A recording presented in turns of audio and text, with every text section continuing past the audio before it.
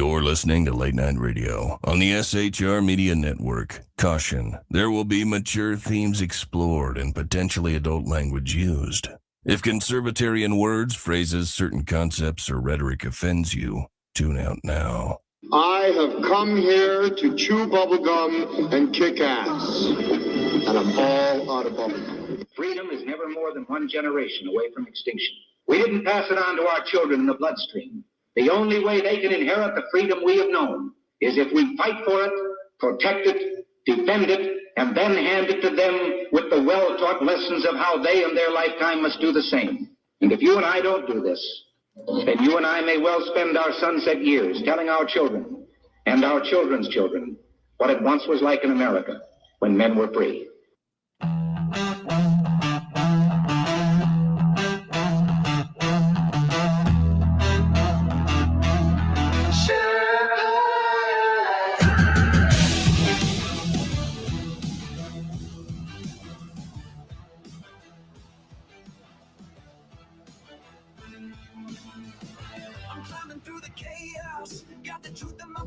Leftist lies and globalists, I'm pushing them back. From the saloon to the airwaves, I'm spitting it raw. Constitution's my compass, liberty's law. Big gods creeping, shadows on the land. Feds with the schemes trying to bind up my hands. But I'm the Sherpa, guiding through the storm. Red, white, and blue, yeah, freedom's reborn. They spin their tails, but I see through the haze. Media maggots, lost in the maze. I'm calling it out, no fear in my soul. This patriot's fire ain't losing control. Conservative Sherpa leading the fight. Torch in the dark, burning bright in the night. Stand for the truth, won't bow to the game. Sherpas, come and remember my name. Sherpas rising. Freedom's calling. Let this judge is twisted, trying to steal our rights, but I'm locked and loaded, got them in my sights. From J6 to the border, they're selling us out. I'm screaming from the mountain, hear my rebel shout. They mock the flag, but I'm holding it high. Stars and stripes forever under God's open sky. No globalist chains gonna cage this land. I'm the Sherpa with the truth in my hand. They push their agenda, but I'm breaking the mold. Their promises empty, their hearts ice cold. Chicago's bleeding, borders torn apart. I'm fighting for the people with the warrior's heart. Conservative Sherpa leading the fight. Torch in the dark, burning bright in the night. Stand for the truth, won't bow to the game. Sherpas, come and remember my name. Sherpas rising.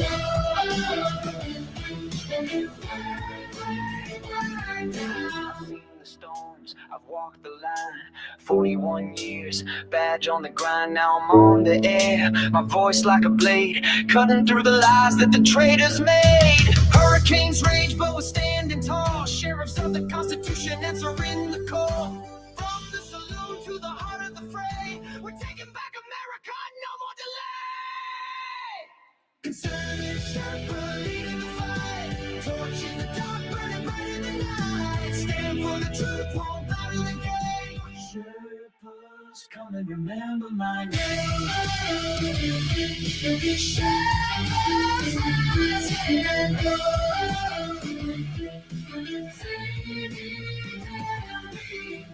Static, hear my voice resound. Conservative Sherpa, freedom's battleground. Berserk, Bobcat, rules will never kneel. For God and country, this fight is real.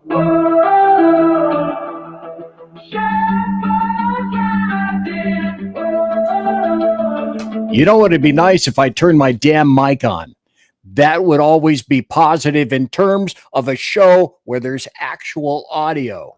Folks, ladles and gentlemen, boys and girls, children of all ages, welcome to BZ's Berserk Bobcat Saloon radio show, where I am, in fact, the conservative Sherpa. And if I had an appropriate banner, I'd run it and it says, you know who I is.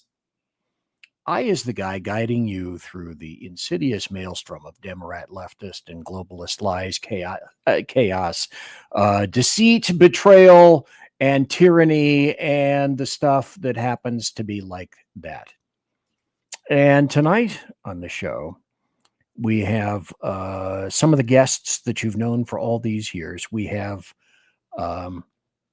it's a 2 for 2. It's equal. It'll be an equal battle. It's 9mm at midnight. It'll be like KLRN over here, and it'll be like SHR over here. And not too long, they were issued their 5.7s, their FN 5.7s, and it will be in fact 5.7s at midnight. Wait a minute. There's somebody in private chat.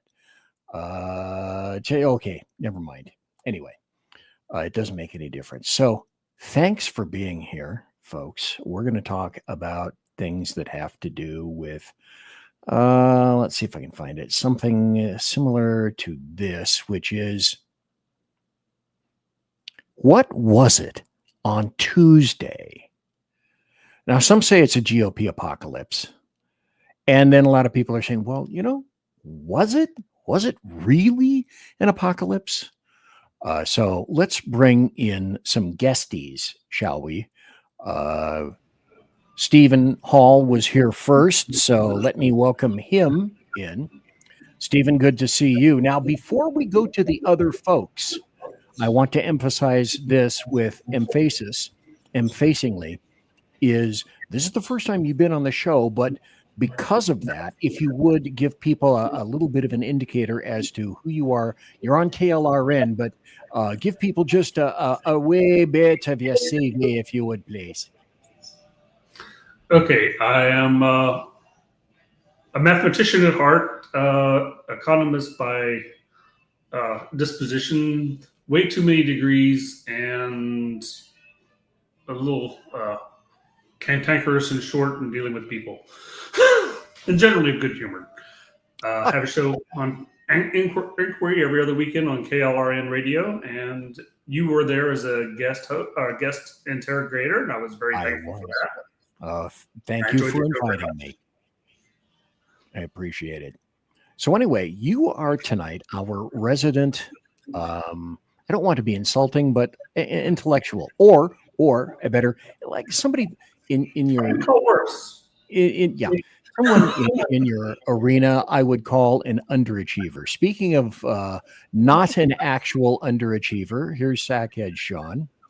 See, I was nice to you. Are you saying that I'm overachieving at everything in life, and I just I never have the actual skills to do anything, so I'm just getting lucky all the time? Is that my point is you're not an underachiever. If he's not going to say it, I will. By the way, BZ, sir, the green room, while comfortable, does smell a little bit like an adult video store. I don't know if you want to adjust that back there. What? Yeah, I just had this change. That's the chat room. I could have sweat. Okay, all right, good. I'm talking about the green room where you stick us all and it's really tiny. So Stephen, Rick, and I all were just kind of pressed up against each other. It was kind of weird. Well, if somebody would stop leaving his socks in the corner. I thought you'd wear pants, Rick. I really thought we all agreed that pants were required for tonight's show. I did not get my memo on that, so I do not apologize for anything. I did have a bit of a memory lapse. I had forgotten, and my greatest apologies. I'm going to have to put like mothballs in there to go along with the porcupine pee, which was over in the corner, if I'm not mistaken. And hopefully you didn't see the puddle. And porcupines, for whatever reason, tend to pee on Dalmatians, and I suspect it was the porcelain Dalmatian that I had jammed over into the corner, which was the recipient of said love. And actually, Rick was riding on that when I walked into the green room. So it was, I just hey, what happens? My business. Hey, what happens to what happens in the green room stays in the green room, sir? We had an Hey, yo. So, folks, tonight, we're going to be talking about these areas, if you would. We're going to be examining the election, and I think, well, I know at least for me in my case, I vented. I got that stuff out, and I'm going to do a little bit before we get like Locky Low. I'm going to do a little bit of BZ's BBS, Big Beautiful Soliloquy, to begin, and then we'll pull folks in following that. But What I'd like to do during the show for the 2 hours tonight, depending on if you guys have 2 hours to contribute, I want to ask and talk about what really happened. And then start to look at the numbers. Because the numbers, I think, were a great indicator of a little bit of what the hell happened. We'll examine Democrat insanity and some GOP cowardice and Republican voter indifference. Oh, stop with that. Oh, my God. Then we're going to ask, okay, well, what about 2026? And then what comes next? And then, of course, because we're all cogent individuals here, what's the solution? Is there a solution? Can we make a solution? What can be done? It looks like in the chat room, and we've got Phantom Mission Ready Men. Sackhead Sean is in there. Rick Robinson, of course. And I just got here BZ saying, what the heck? That's what I said. What the heck? And if I missed anybody so far, I apologize because I can't go in and scroll up anymore in terms of that right now. So what I want to do is start with this because like a lot of people, conservatives and Republicans, maybe a handful of libertarians, if that, they were frustrated. I was frustrated as the result of the past Tuesday's elections. So, like I said, after a while, I've had time to spit feathers and venom and stuff. And I've tried to gather up my skirts as best I could. And the obvious first, Tuesday night was not a good look for the Republicans. Not just in terms of the physical elections themselves, because all Republicans can always fall back on, the standard Mark I, Model 1 phrase. The sitting president almost always has a bad midterm and almost always loses ground. And, okay, true. Bush got thumped in 2006. Hussein got thumped in 2010. Trump 45 got bashed in 2018. So, I kind of grok that comment. But the biggest difference, I think, is did they lose to socialists? Did they lose to Democrat socialists? Did they lose to communists? Did they get played by Muslims? And now there's another inserted factor of so many young leftist paramecium brains floating around that's even hard to conjure as well. Because the new chant I noticed isn't USA, USA anymore. It's DSA, DSA. And people unfortunately don't realize that. So Muslims are involved heavily. It was, they kind of overall had something of a stellar light themselves. Although I should care to point out they didn't take every venue in which they ran, but they certainly took the largest venue. And I found it most interesting and most passing strange at the same time that Ilhan Omar tweeted on X following Mamdani's win, "Praise be to Allah." Because that's what, of course, your standard Mark I, Model 1 brotherfucker filth does to a nation that graciously took her in, I should care to point out. Oh, I also forgot she tweeted that on X in Farsi. Durka. Yeah, exactly, the Durka. I couldn't have Durka'd it better, not English, and that shows how much she really does love her country. A couple of things I want to throw up on the screen arena. First is, let me stop and say it's time to give great respect to Nancy Pelosi because come January 1st, I think next year, she will no longer be involved in politics and she will be consulting. I think I called it her FART, facial FA reconstruction team. So she'll be busy doing that. And also about Mamdani. I discovered these things.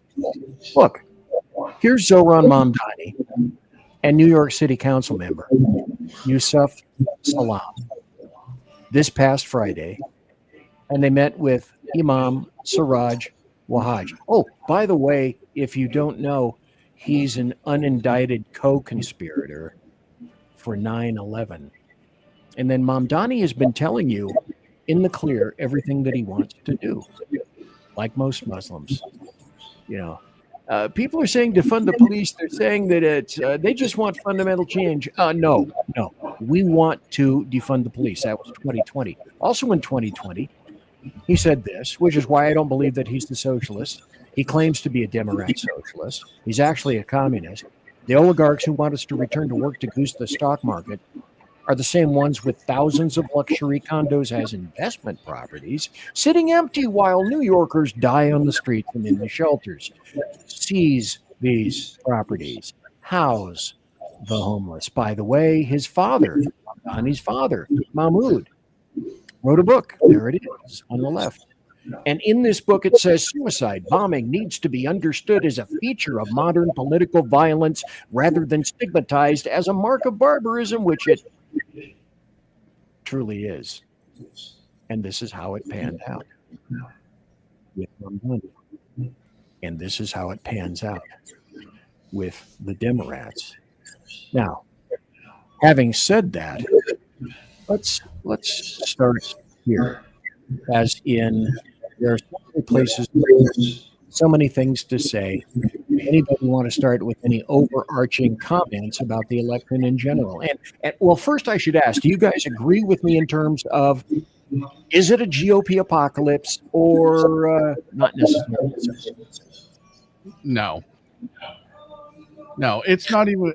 It's not even a midterm. It's an off-year election, right? I mean, at the end of the day, this was an almost. I mean, if it wasn't for Mondami, if that New York City race, let's just say Eric Adams was the only person running, and he was going to just win the election hands down, no questions asked, you probably wouldn't have heard about New Jersey or Virginia except for it being a subnote on a runner on a TV, on a news program.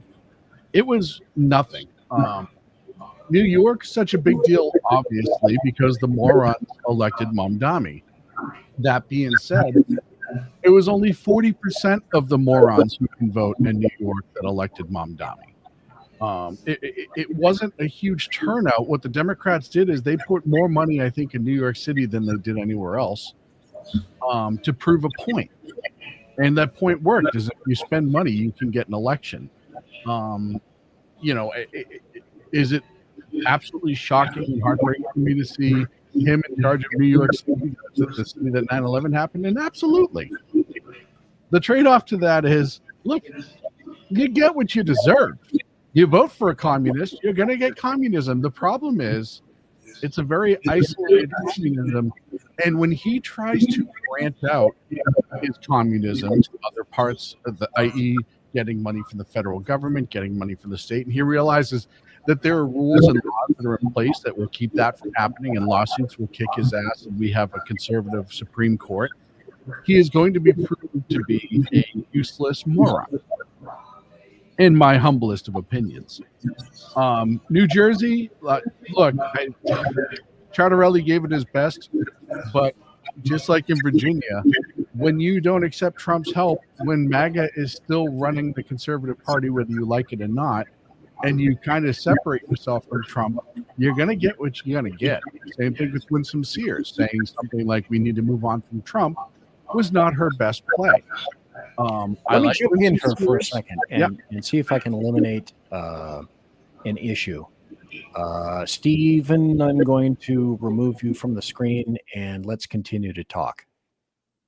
Okay, there we go. That was the issue.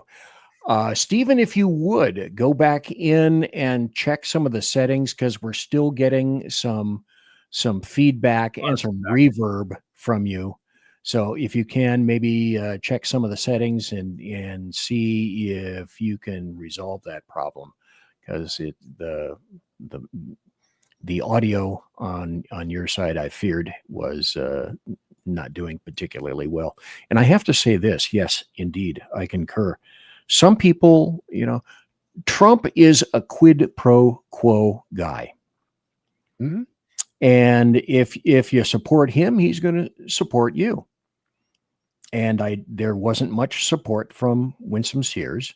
And then you mentioned support. I don't think, what's the guy's name? Charterelli, yeah. I don't think. I think he made some comments to kind of sidestep Trump. I don't have the exact Yeah, comment. he was the big supporter, and you got to realize that in this day and age is all about Trump because he's the president right now. So you could have done better. Or you say nothing at all. Look, and yes, I don't think yes. the American people need Trump to come out and pat people on the butt when they're running for something. I don't think that's what the American people look for. What they look for is right now, is this guy or this gal going to fall MAGA qualities or not? If they're not, I'm not interested. Well, the other problem that those two candidates had, in my opinion, they kept telling everybody why they shouldn't vote for the other person. Not why A lot of that. For them. So they made the same mistakes that we were laughing at Democrats about in the last cycle, because that's all they were doing was if you don't vote for me, you get this guy. That doesn't work, especially because right now we're just now starting to get some of the positive stories that have actually been percolating behind the scenes because the media is figuring out if they don't start telling the truth, Trump's going to sue them out of existence. So most everybody doesn't even know all the good things that are happening, because if you live somewhere like California, you don't know that there's $2.49 gas in Oklahoma because it's almost $8 where you are because of all the extra stuff. I mean, sorry. Yeah, I saw that. I got two of those for you, bro. I didn't even know that happened. That was just a reflex. I didn't know. I apologize. $8 in LA. I saw a graphic recently, $8 in LA. I want to put this up. I think Rick's 100% right on that, by the way. I think that was a big downfall for them. I hate to say this, but it's true time and time and time again. I had a civics teacher in the 60s. You guys have heard this 65,752.7 times. The dude's name in the 60s was Mr. Helms. He was my civics teacher and said time and again, Democrats don't win elections, Republicans lose them. Yeah. And it was theirs to win, and they kicked it to the curb. Yeah, I mean, honestly, it wasn't theirs to win. Well, that's just it. We're talking about blue states. The thing that nobody takes into account with Virginia is they have to elect a brand new governor every 4 years. And 9 times out of 10, what Virginia does most of the time is go, oh, is there a Republican in the White House? Oh, then we want a Democratic governor. Oh, is there a Democrat in the White House? Well, then we should probably try out a Republican governor.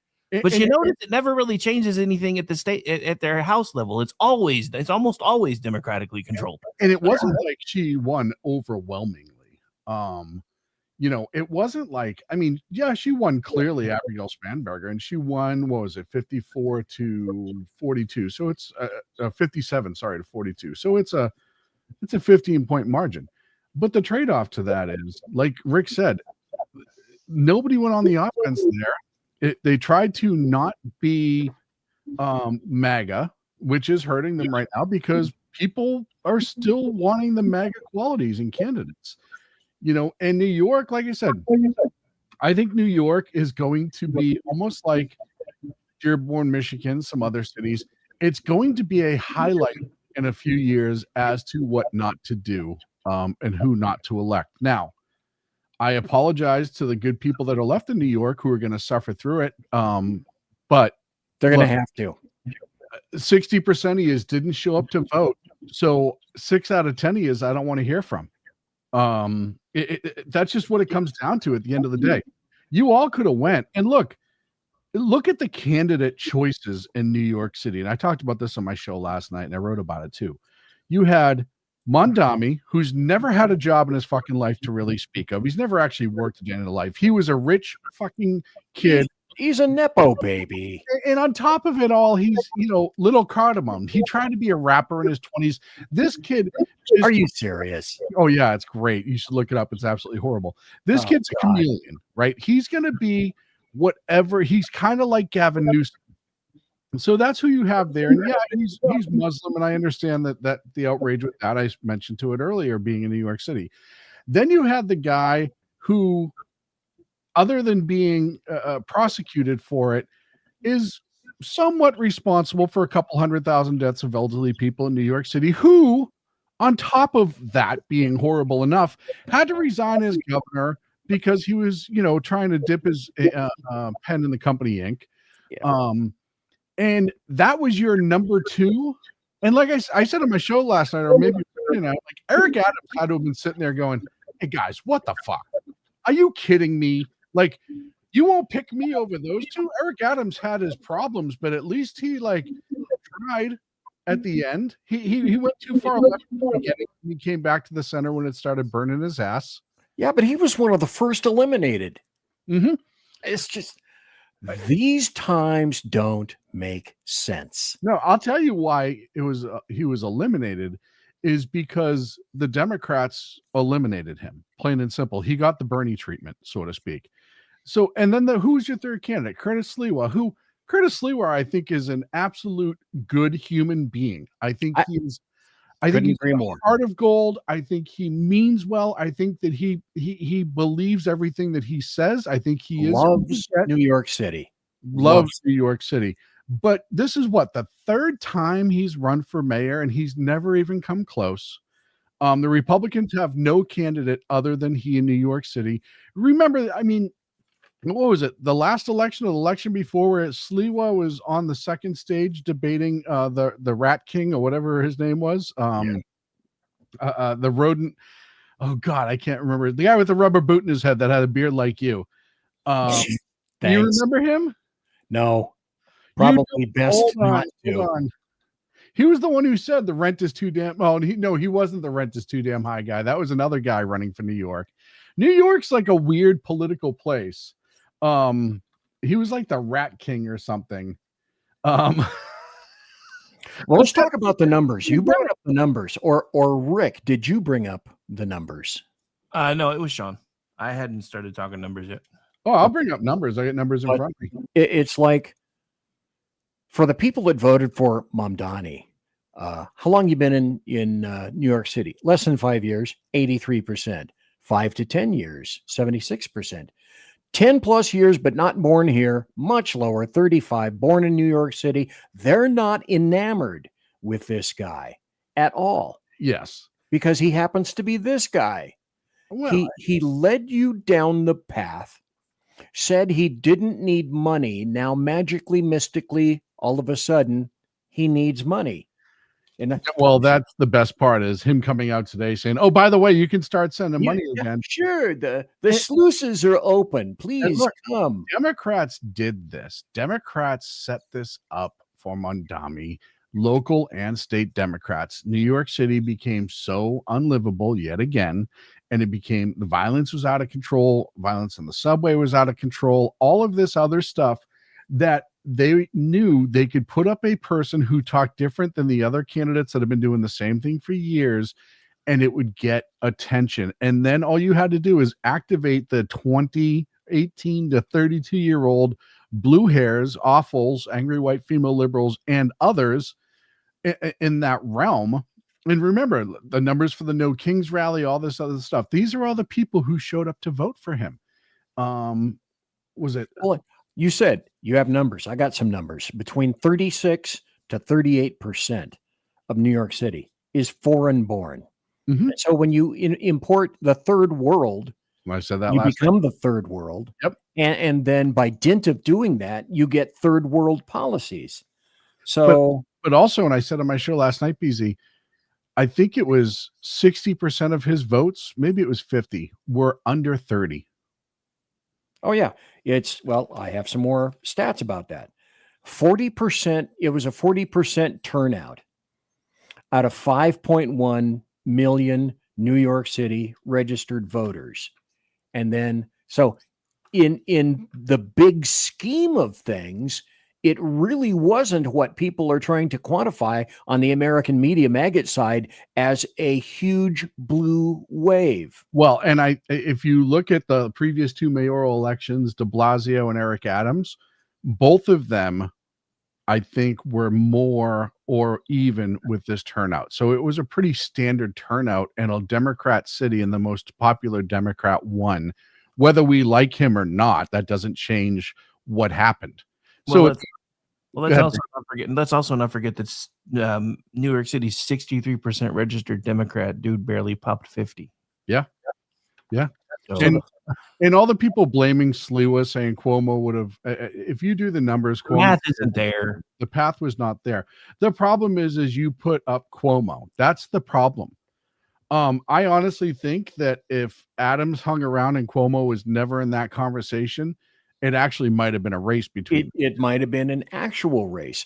Continuing with the numbers, it was a 40% turnout. It skewed women under 30, went 81% Mamdani. Which is just ironical. Isn't that amazing? 27%. I'm afraid to walk alone at night. Yeah. Let's elect the guy who's going to let everyone out of prisons and cut the seats in half. You're going to get so much of what you voted for. It will be absolutely glorious. The popcorn will be buttered. As I said, 27% just wanted change.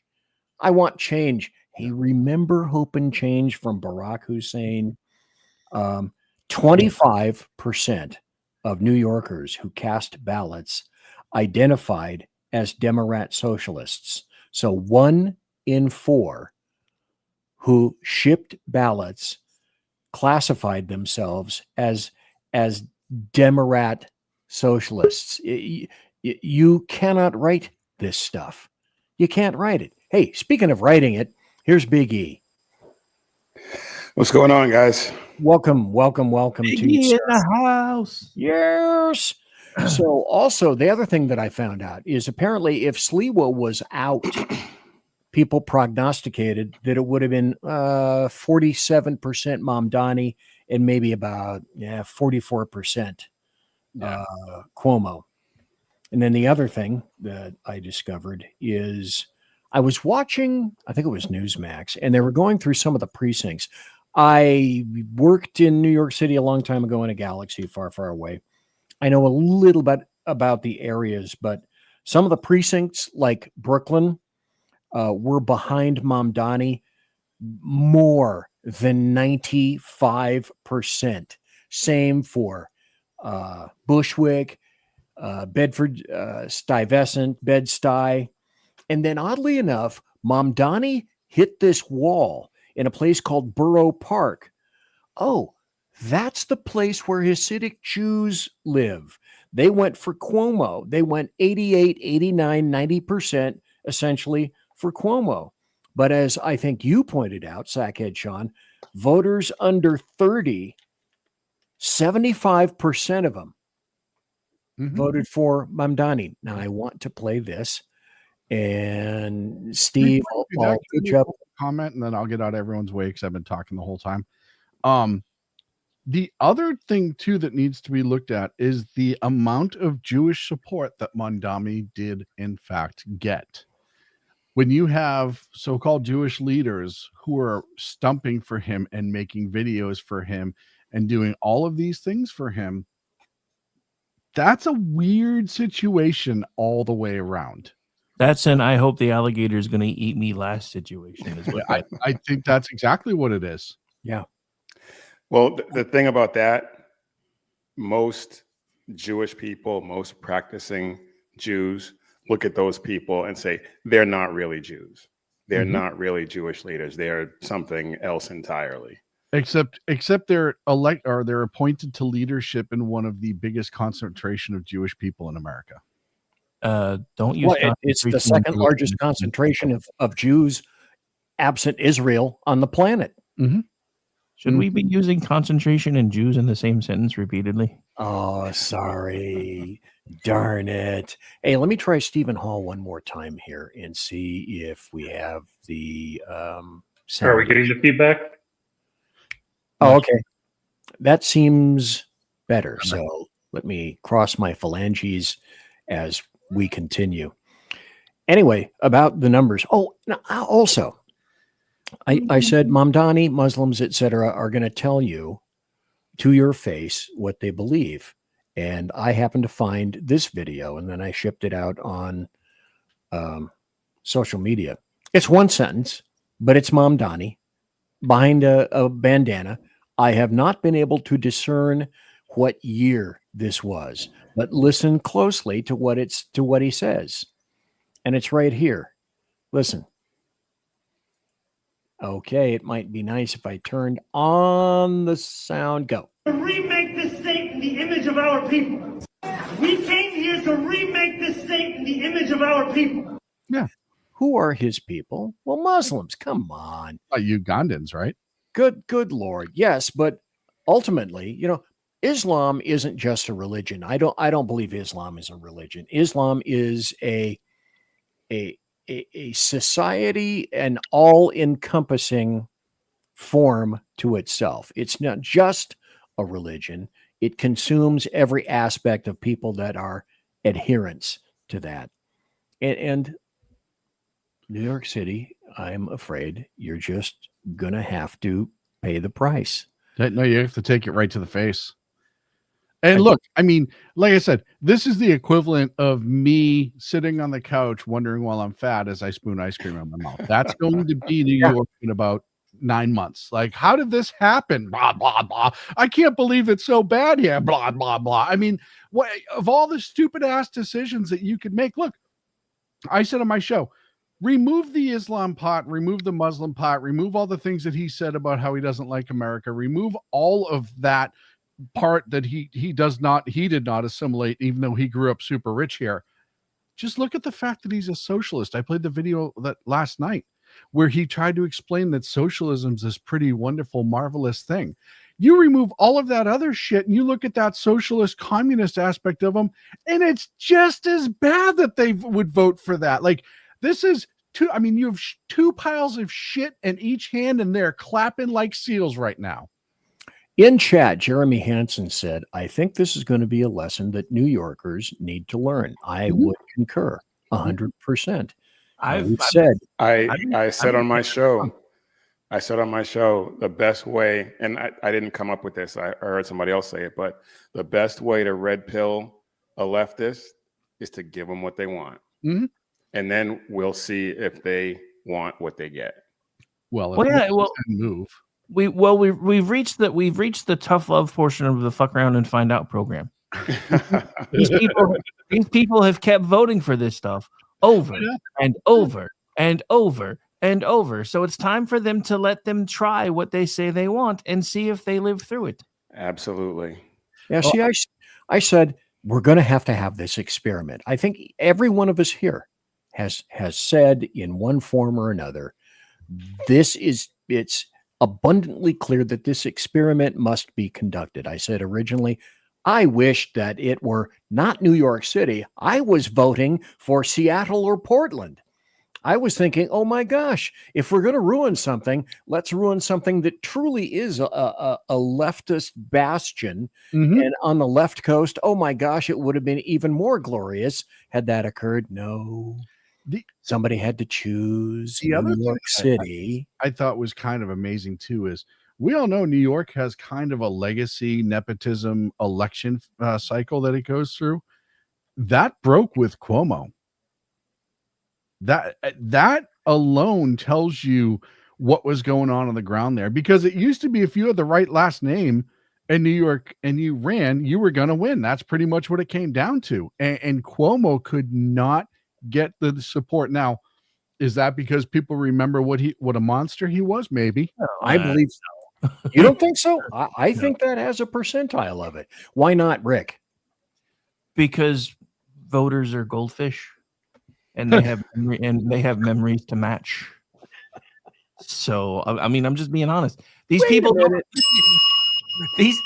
look. I'm not talking to anybody who watches shows like these, because you guys are the exception. But for the people that just go and do TikTok 23 hours a day and then take an hour-long nap, these people have developed the attention span of a gnat and the memory of a goldfish. So they don't remember anything from one moment to the next. If they did, they would. It's the same people that kept saying, well, the reason we voted for Mikey Sherrill in New Jersey is because we want change. So you're going to vote for the same damn thing because you won't change. What part of that makes sense? Just tell me what part of that sentence makes sense. The only thing I would offer in response to that is that you're completely right. I mean, I've said for a long time we live in a microwave society, instant gratification society, where people have the attention span of a gnat. The only thing I would say, though, is Cuomo is responsible for the deaths of a lot of people. Mm-hmm. And I don't know that they've forgotten that entirely. I could be wrong, but I think that's the one thing that might I think you're right, but that's the 10% that Sliwa got. There are Well, several things yeah. I would point out regarding New York. One, first going back to the Muslim thing, we mischaracterized it as a religion. It is the world's largest cult. Yeah, absolutely. And once you Oh, recognize it's a cult, it makes a huge difference in how you perceive it.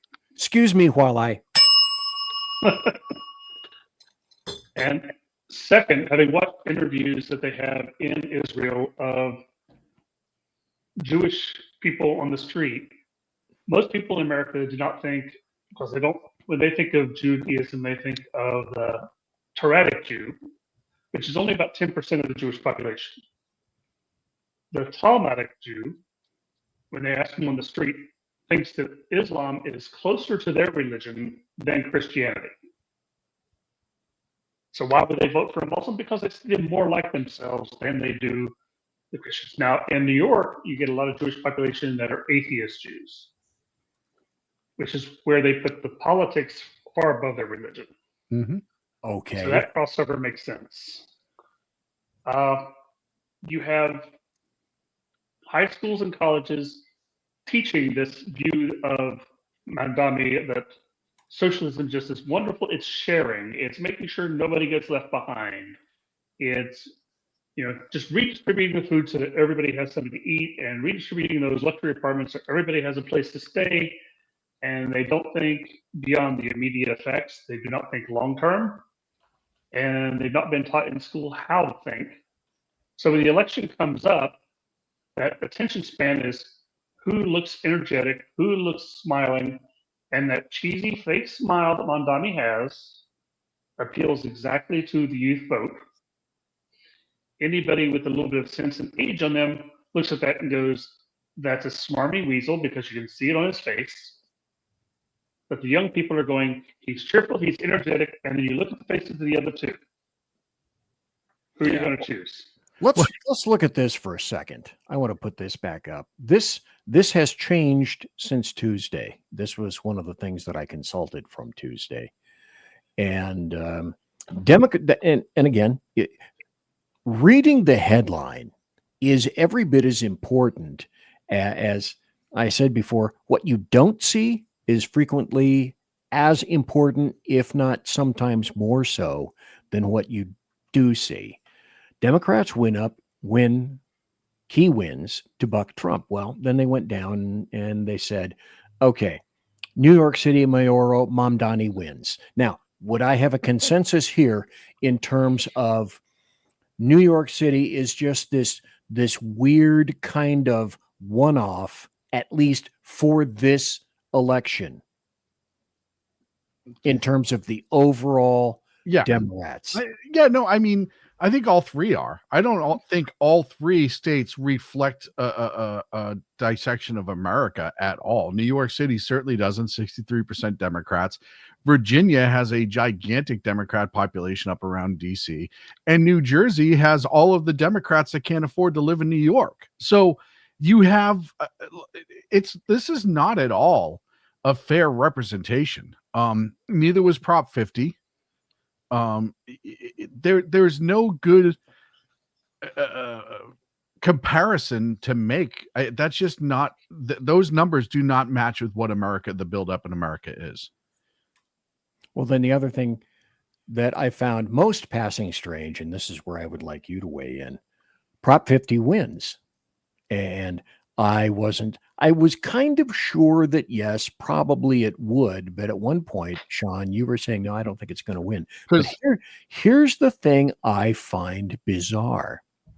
It seemed to me while watching the results that about 2.35 seconds following the polls closing, Prop 50 was declared a winner. On early voting. What the hell? Early voting. They knew by the numbers that were there. All those votes get processed, days before, and it just gets tabulated. Then the early voting gets tabulated forever early, but they can't. So they already have a pretty good idea, and then they look at the amount of people that are registered to vote, the amount of ballots that are out, how many are coming back in, and they know numerically who's going to win or not. Look, I think the GOP and even maybe even the White House or the national GOP kind of failed California. I don't think there was a good support for Prop 50. There was some support. They were loud about it. And I think that was and I guess fail probably isn't the word. I think it's by design. And hear me out on this. First and foremost, at 8:00, it was announced that Prop 50 passed in California. At 8:00 in 14 seconds, Dylan Log Group said, hey, that's awesome. But the whole reason that Texas was forced to redistrict because the DOJ under Biden went after one county because it was racially dividing up its districts, and that's illegal based on the Voters' Right Act or based on the Civil Rights Act. Well, your whole entire plan just mimicked that, and we're now suing you because you cannot choose to district by race, which is one of your qualifiers. So and now Calais versus Louisiana Calais is going on, or Calais versus the state, whichever way it is. Right. That SCOTUS is going to rule on for Article 3 of the Voting Right Act. SCOTUS is most likely going to dump that, in my humblest of opinion. They're going to stop. Dump that in terms of they're going to pull out Article 3 and say you cannot district based on race because it goes directly against the Civil Rights Act that says nobody can be judged or nothing can be judged on race. Okay, with that, I'd like to go to Stephen Hall. Stephen, if you would weigh in on this, Louisiana versus Calais. Should Louisiana win? Well, first, your thoughts and opinions on that in terms of just, hey, racial gerrymandering is cool, right? Sean's right that it shouldn't. On the other hand, many people in the legal profession and the courts tend to look at the Voting Rights Act as only to apply to those states which were part of the Confederacy. They really haven't gone out of their way to apply them to Union states. I mean, I know it's 150, 160 years ago, but they really have only focused on those former Confederate states. Now, when it gets up to the Supreme Court, are they going to extend it? They're not going to give it the level of scrutiny that we think it should. And that's a lot of the Supreme Court cases on appeal turn not on the merits of the case, but the level of scrutiny they choose to implement. And if they don't give it the full level of scrutiny, then it's like, well, is there a plausibility versus, is it facial? Is it, does the state have a good reason for it? I'm not as convinced that it's a slam dunk. Should it be? I think Sean's right. It should be. I'm not willing to say the court is going to do that right now with the Supreme Court. If it gets all the way up to the Supreme Court, I think it would go against California. However, I think it would be really close, a lot closer than it should be. The Roberts factor. Oh yeah, Roberts is. But see, correct me if I'm wrong. Do you not get the feeling, folks, here, that this SCOTUS, in its current iteration, its feeling is there are certain cases we just don't want to touch, and they're icky, and they're sticky, and we don't like them. We'd much rather that you guys handle it down there, because now you're trying to box us. You're trying to push baby into a corner. No one does that, and we're just not willing to go certain places. Is that? I get the feeling that this SCOTUS does not love to tear into meat and gristle of really serious issues and lay down a firm conviction. I think it's been that way for a long time. Yeah. They could very well deny Citroride just to not hear the case. Well, and Calais is they've already deliberated Calais. I think this has been made. They were holding off on Calais until after this election. I don't think they wanted to drop the decision prior to the election, because then it would have looked like election interference, especially with Prop 50 on the ballot. I do think that they're going to side with what they said earlier, which was I forget the county in Texas, but they ordered them to redistrict because they said, you cannot break up your district by race. Yeah, that puts the Supreme Court in a really hard position to deny it if they've already come down against one state. Mhm. It's one thing to have one circuit doing one thing and another circuit doing another and going, it's not yet right. We were not going to take this case this soon. But if they've already come down, they're in a real hard position not to.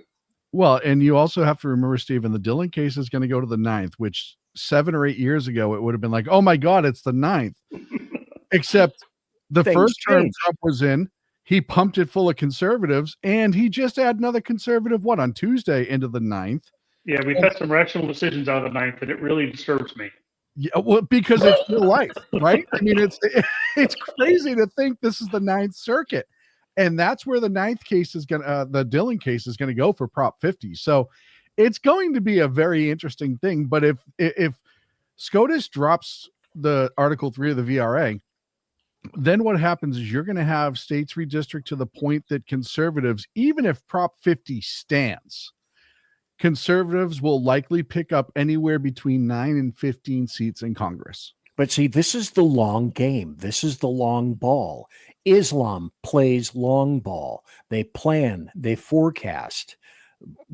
I still will go back to Islam, depending on, I don't know whether you guys are it's fashionable or unfashionable. Having said that, let's go back, and I want to point this up here. I think it was James Harben or definitely Jersey Joe who said, you know what, all was not lost. And that's why for the show, I said, a GOP apocalypse. That's what BZ thought on Tuesday. I was flying apart. I was shitting camshafts and kittens and whatnot. And then I grabbed my skirts and I settled down and I got a new shirt about tabs. And then I looked, Minneapolis mayoral election, Jacob Fry wins. Now, Jacob Fry was going after Captain Phillips, the Captain Phillips terrorist. And this guy did not win. They were thinking and hoping that he was going to win. Mikey Sherrill wins. And then Pennsylvania Supreme Court, that was the same. Spanberger wins. But again, as was pointed out earlier, these are blue states. This is what happens. This is, shit customarily goes against the sitting president at these times. Well, since we're back around to Virginia, the one that I will say surprised me was the AG race. Yeah, that surprised me too. I cannot believe that's the only race that surprised me. I cannot believe that only 46% of the people that voted in this thing thought that those texts were disqualified. But I'll tell you right now, I don't think conservatives were coming out for the AG vote. If they weren't there for Sears, they weren't going to be there for AG. And look, Democrats, we all know the vast majority of Democrats would, in fact, vote for Hitler if he had a D next to his name when he showed up on TV, right? I mean, that's just a reality. That's the sad That's reality. where the word lockstep comes from. That would be how they decided they were going to finally beat Trump. Well, you elected almost Hitler. We're going to elect the real one. We're going to go for super Hitler. Sure. And just, I was waiting for him to take off his shirt, and then he would have, the 31st Panzer Division tattoo on his over his right nipple or something like that. Here's something that I found very interesting, and this says Seattle mayoral election still counting votes. Well, actually, that's not true. This incumbent dude, Bruce Harrell, won, but he was running against this little weird little chick who is truly a socialist and embraces that lovingly, Katie Wilson. Let me see if I have this. Yeah, let me put this up here. This is Bruce Harrell in 27 seconds. This guy's a real winner. This guy is incredible. Seattle wants him. Seattle gets him. The criminal system has had a disparate impact on Black and brown communities. Let me lead with that. So when this person is committing 6 or 7 crimes, I don't know his or her story.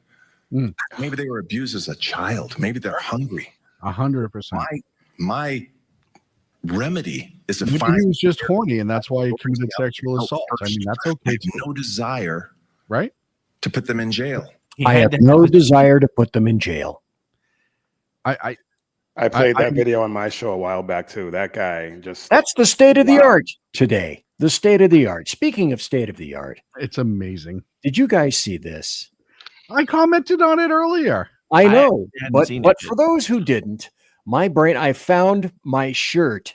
This is my shirt. It represents BZ to the nth degree. Yeah. Okay, You so should do the group chat. since you're tiny right now, what exactly does the shirt say? Because I can't make it out. It says, Use your other eye. my brain has too many tabs open. Yeah, that's definitely you. That's definitely me. See, the other thing that I think was a positive was this guy who was running for Jersey City named shoot. Well, before we move on, could I just say that last guy should be completely disqualified from holding public office because he cannot even pronounce disparate. I'm done. Nicely done. Nicely played. Nice. Well, they thought this guy had some backing to himself. That didn't pan out as well. Baby didn't have back. Yeah, baby. God, if I'd only known that was coming. Here's a video that I would like you guys to weigh in on in terms of, all right, like I said, we're going to be talking tonight about what really happened. We looked at the numbers. Yeah, the Democrats are insane. Yeah, the GOP, we've already mentioned this, that they're frequently altogether too cowardly. We talked about Republican voter indifference, but this is in terms of solutions. And essentially, if I'm interpreting this properly,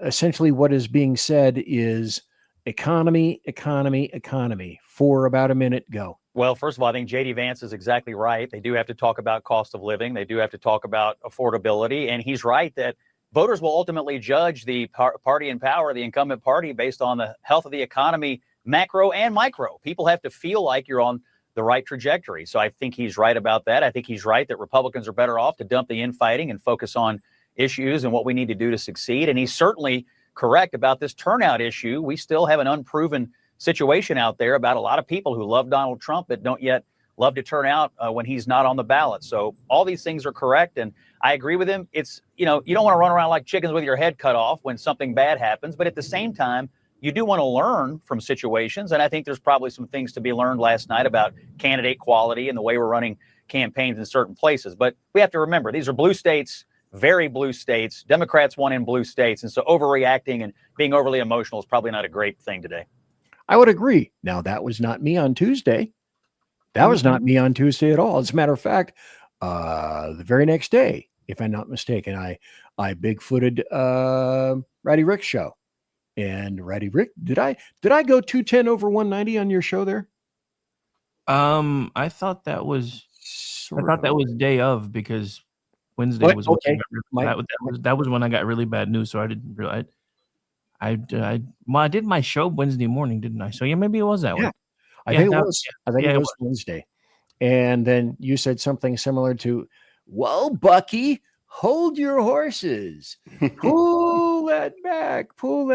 Just in the beginning, I was just as upset as you were, because I'm thinking, dude, how can these people vote for these people? But then the more I thought about it, I'm like, dude, these are like the deepest of the deep blue. I mean, and honestly, that's why I feel like the GOP really dropped the ball. They should have focused a lot more on Prop 50, because I think that could have been easily defeated if they had, instead of trying to, as my good friend the Amish put it, fight for a governorship that's only been read 8 times since Reconstruction. Yeah. I mean, come on. Well, let me throw this out in the ozone. I'm sorry. Go ahead, Sean. No, I was just going to say, Rick's entirely right. And the California GOP does not know how to connect to MAGA, and they haven't. They never have. Most of your Republican representatives that are still left in California are very much moderate Republicans in a moderate district who just aren't as crazy as the Democrat running. Most, not all. There's a couple of decent ones.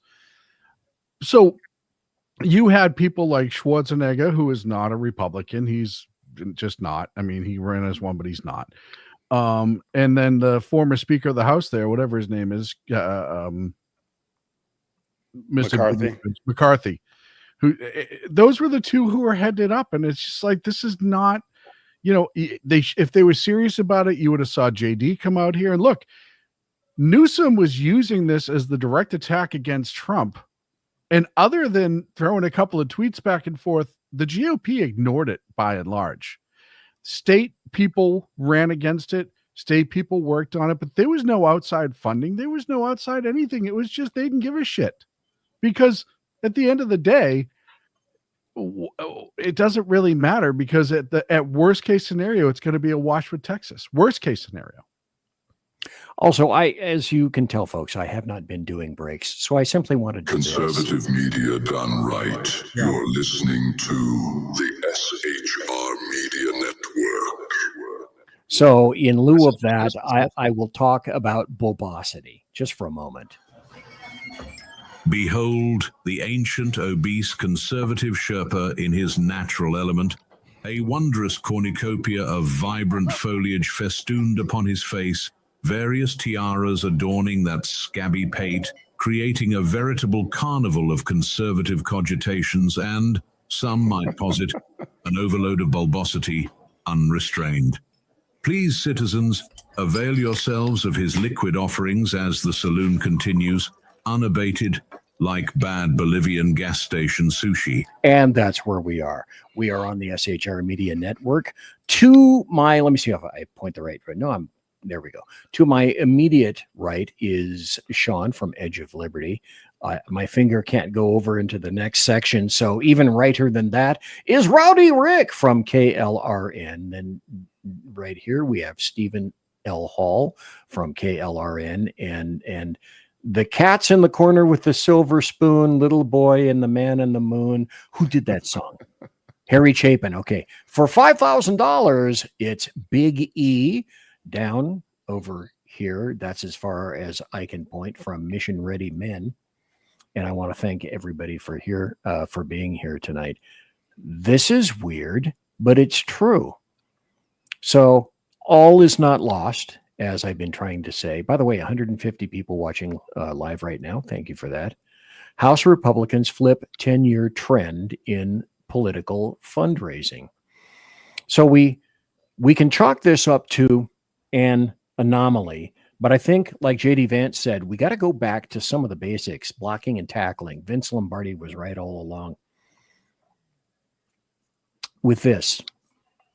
Would you guys buy into this potentiality in terms of, or maybe I'm giving way too much credit to the Democrats, is like the Democrats played the Republicans. Democrats shut down the government in order to drive voters to the poll. So on one hand, we're saying, God, you guys are really stupid. Are they really that stupid? In terms of the shutdown, any thoughts on that? I know. I'll call on Big E because he was drinking. It's like going to the dentist. The dentist's hand is in your mouth, and now I'm going to call on Earl. Earl, what do you think about that? And the shutdown, was this a ploy, or just are they dumb? Well, they are dumb, but I don't know that it was. I don't know that they thought that it would be that they would be playing the Republicans or setting a trap for them in any way. I really just think they believe that this would benefit them in the long run. So maybe I guess that kind of is a trap, but I think that they just have no moral compass, have no political spine. They just go where the wind blows, and whatever is most politically expedient for them to advance their agenda is what they're going to do. They said multiple times that they would never, that shutting down the government was not the way to do things. And then here we are, when it's politically expedient for them, they go and they shut down the government. And of course, they're lying and trying to say that it's Republicans that are doing it, even though math is math, and it's entirely on them that this government is shut down. I think I think this is going to be a pretty big backfire for them, despite the results of this off-year election. I think it's going to be well, I'll put it this way: if the Republicans can manage to improve their messaging on the successes of this administration, I think this shutdown is going to backfire massively for the Democrats in the long run, especially in 26 and 28. Righty Rick, what do you think? So I want to say that now that leftist voters are going to start getting what they voted for, that I'm hoping in the next year or so they start coming to their senses. But I also know how easy it is for the GOP to snatch defeat from the jaws of victory. So I'm just sitting here going, I want to be positive, but then again, I went into Tuesday positive. I mean, you got me fired up on my show Tuesday morning because you were already being Eeyore, and I'm just like, dude, we haven't even had the votes yet. Calm down. And then I'm like, son of a damn it, the old bastard was right. The old bastard was right. Damn it. But no, it's just, so I don't know. I want to say I still think 26 is ours to lose because, like I said, these elections now the media is already all up in, this was a referendum. This is all about Trump. This is why we won. People want Democrats that are willing to fight. And the reality is right now, the old guard Democrats are scared of their own party, which is why they don't know what the hell to do. That's why they're stuck in vapor lock. They don't know what to do. They don't like the government being shut down any more than the regular GOP folks do. But they know if they cave, I mean, let's be honest. AOC may be done as a post, but she's running the damn party. Mm-hmm. She absolutely is. Well, and the leadership is dissipating. It's all disappearing in smoke and mirrors. Pelosi's gone. Look, Schumer is he's not going to pull anything out. I mean, Schumer is leader in name only at this point. Yeah. Hakeem Jeffries should be off somewhere being a Walmart door greeter because that's about all he's good at. He is. He just does it at Congress. He does it at the door of Congress. I think Rick's entirely right. That's why I wrote the article yesterday. It's called The Illusion of a Win. It's what the Democrats are trying to sell this as, is that they made off with this amazing victory and that they were so successful in blue states with the majority of blue voters in an off year that wasn't a real election. I did think that the Democrats were going to break the day before last Friday. I actually thought the Democrats might break, or Monday. But they didn't. But of course, as soon as the election was over, they sent a letter to Trump saying, hey, we need a meeting, which I think is absolutely hysterical. Yeah. And I look, I think, do you remember when the squad first showed up? No, you don't. Yes. You of all people probably don't remember. So just stop it. Just stop it right now. Don't just sit there and look pretty. Do you remember when the squad first came to into prominence a few years ago, and the Democrats started looking like the biggest house of assholes on the face of the planet? They couldn't keep them in line. They were all saying bombastic shit. You had Cory Bush, Ayanna Pressley, all these people. And guess what happened? People walked away a little bit. They didn't get the same support that they did because the rest of the party, the other 80%, the ones who don't support Democrats right now, even though they are Democrats, they all went, yeah, we're not being involved in that shit. They're doubling down on that. Rick is right. Neither Schumer nor Jeffries are in charge of that party. AOC and Bernie are. And that, which is why Bernie was running to support another communist, because that's Bernie. AOC, I think, is being played by the other squad members. It's just she has the biggest mouth and she's the easiest one to look at it of all of them. And they know that. So they use her as a mouthpiece. It's not because she's intelligent. We all fucking know that. I'd like to use her as a mouthpiece. Oh, Jesus. Help me. So, anywho, before the whistle goes off, but then you look at what just happened with Pelosi. Do you think Pelosi woke up and said, I'm ready to retire? Or do you think Pelosi said, I need to get the fuck out of here because this is going to be a part of my legacy. I'm a narcissist and I can't have that. Or third option, she was pretty much told, look, Scott Wiener's gonna run. He's gonna get our full fucking support. So if you want to lose your last election, you can go ahead and run. but the entire progressive lunatics are going to support this guy, and you're going to be embarrassed in your last election. Is that what you want? And she said, okay, I'll retire. I think it's mostly the last one, because let's not forget she organized pushing Biden out of the party, and it blew up. I was just gonna go there. It's like writing, meet wall. Yep. Who was it that decided that Bernie was not going to be presidential material because he was going to remove the spice? The spice must flow, and he was going to kill the spice. And so the entire bastardization of this stuff occurred because I know, let's bring Joe Vegetable in. He'll save us from everything. No, he won't. Well, and you brought up Bernie, right? He's the one with the biggest axe to grind right now out of everybody. And if he can't be president, he's at least going to destroy the party that screwed him. And he is I'll be honest. I think that's some of what's going on right now. I think Bernie's out to destroy the party. Yep. I think he's whispering siren calls into all of these young progressives' ears, getting them all fired up. The party that was in charge, the Pelosi, Schumer, etc., that was part of the screw on him when they chose Clinton over him. I think he still has that axe to grind. He's a very miserable human being. I think we can all see that just by looking at him. Like, he looks like he hasn't taken a shit since 1984. You throw him in a nightgown and a cap, and he looks like fucking Ebenezer Scrooge. Oh yeah, no, he's an awful human being. Hey, I like Ebenezer Scrooge. Let's not disparage him.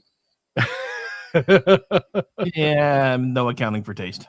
Well, Stephen Hall, listen to me, Andrea. Here's what we're going to do. We're going to burn down the whole fucking thing before I go, Andrea. What do you think about the shutdown, Stephen L. Hall? And was that a ploy, or were the Democrats just, I say a lot of it goes back to, we will never cede anything that even remotely smells or looks like a molecule of a win for OMB. So hashtag just because. Two things. First thing is, look at this from a game theory perspective. In all the history of all the shutdowns in the past, Democrats, if you look at it as a game, have never lost a shutdown. It has always blown up in the face of the Republicans. They don't understand the concept of losing a shutdown contest. That's one of the reasons why they were lost, because they weren't seeing the Republican numbers plummet. They weren't necessarily going up. The Democrats were slightly down, but they still in the back of their head said, we win all of these. That's true. So I'm sorry, go ahead. Is the fracturing of the Democratic Party between the old guard and the new guard. And the last election, I was looking at that going, they have nobody in the batting cage. They have nobody coming up who looks like they could run the Democratic Party. Nope. And the idiots that they have that are appealing to socialism are appealing to a lot of people who really don't know what socialism is, and that's very frustrating. But I'll give them credit. They have energy, and energy sells. And energy motivates people. So as stupid as they are, as long as they're energetic, you'll get people backing them. Well, I also would not called useful idiots for nothing. The Pied Piper was very energetic. Mm-hmm. Well, yes, wasn't he? Jersey Joe said something really smart in the chat room too that I want to make sure it gets said. It says, I can prove Democrats know they are in trouble for the midterms. They're already crying about a rigged election. Yeah, and that's ripping off, a page from today's screaming headlines back in 2020. Yeah, but it's true. They are. Do you not have anything original in your head? No. Bernie Sanders is running the party. They have nothing original. But I also go back to this hashtag consequences. Earl, I think you covered this on your show, and probably almost everybody here did this. A bunch of New Yorkers are saying, well, now that we know this is true, we're seriously thinking about leaving. Adios, muchacho. The thing about this is that, also I can't think of the guy's name. If you guys know it, pop in and tell me. The New York Fire Department commissioner said, hasta la bye-bye. I'm not going to live being a man affiliated of Jewish faith, and I'm not going to live under this guy. I'm not going to be subject to this guy, and I am bye-bye. And I think a lot of top tier New York City administrators are contemplating the very same thing. I don't know if it's necessarily the religion thing up front. I mean, it could very well be. I think the religion thing is a very easy fallback. I really think the commune socialism aspect of it is what scares people the most. I think that you're going to see money transferred around to that city. You're going to see the shit tax out of people who are just trying to work. That 1 in 10, look, who's the only people that are rich enough in New York City to actually leave and go somewhere else and live a good life? People. My point exactly. That's what I said. Your tax base. This is not going to affect the people that that Mamdani and other assholes like him think. Yep. You know, we're gonna take you and grind you. No, you're not. Yeah. Money is fungible. I mean, this is the guy who thinks that if you have your headquarters in another state and you do business in New York City, he can tax you at the corporate tax rate. That tells you how just stupid.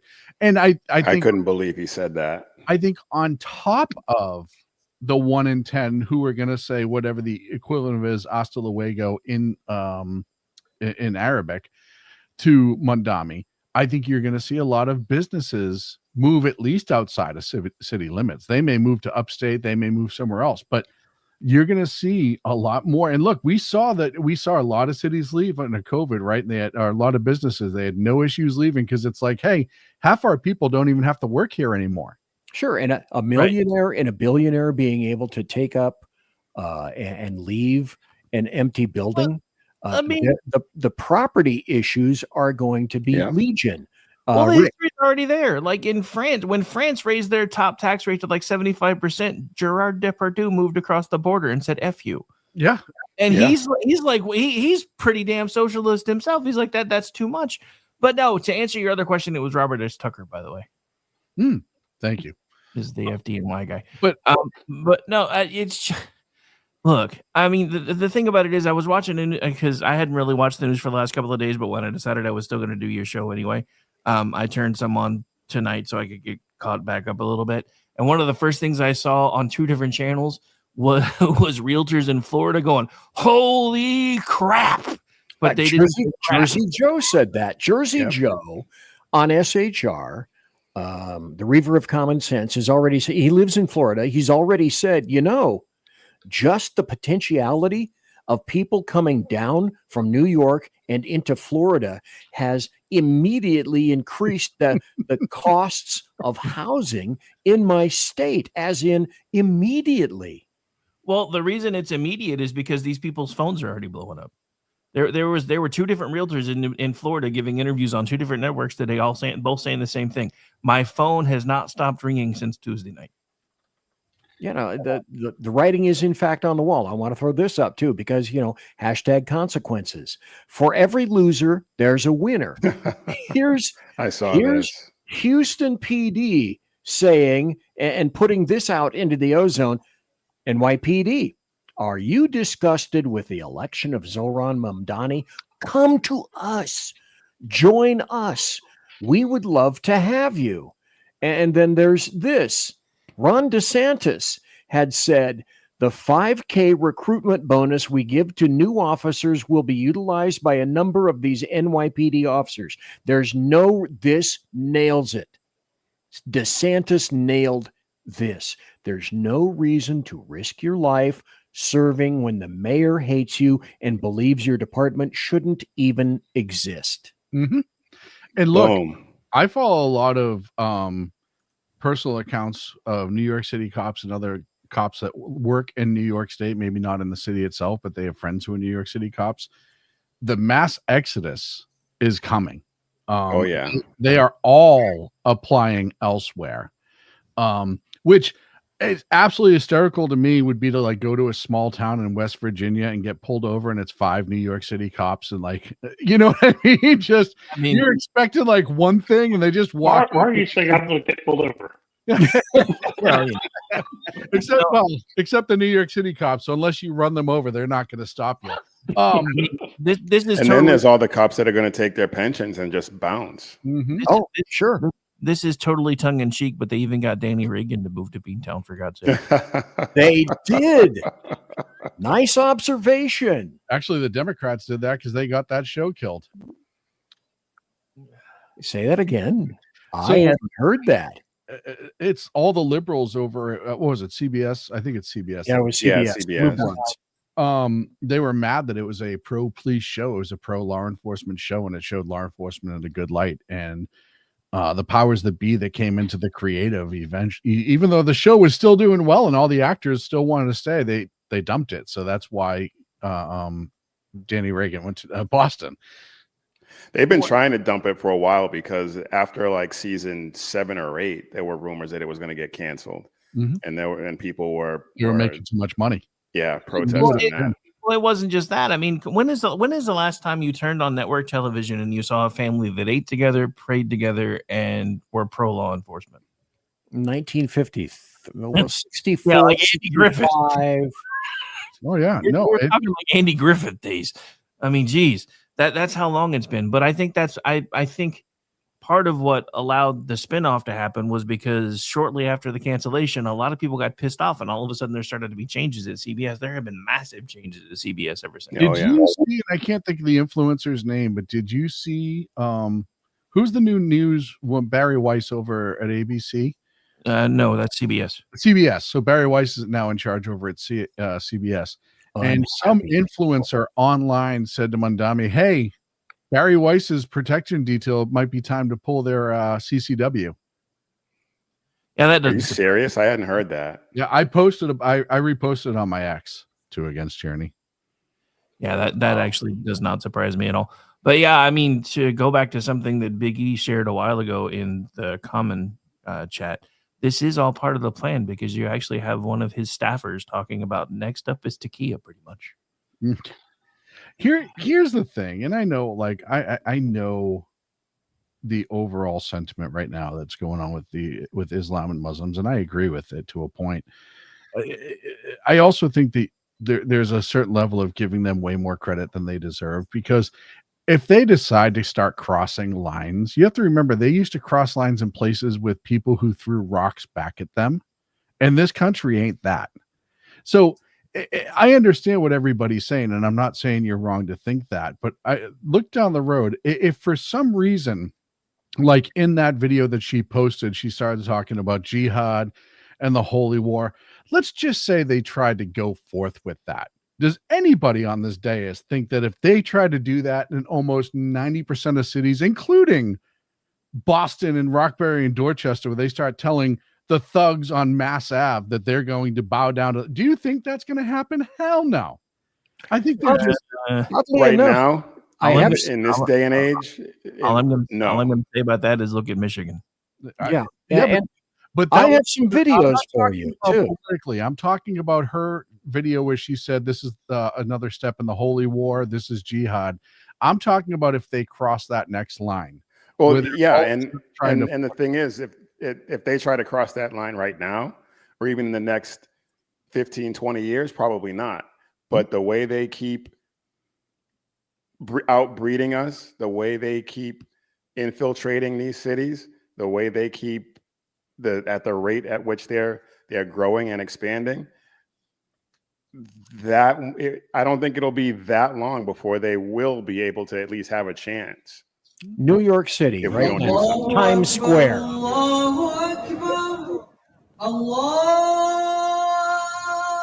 Now, there was someone on social media who said, "Oh, NYPD would never allow something like this to happen." Then I sent them this video. Oh, they most certainly did. They had to.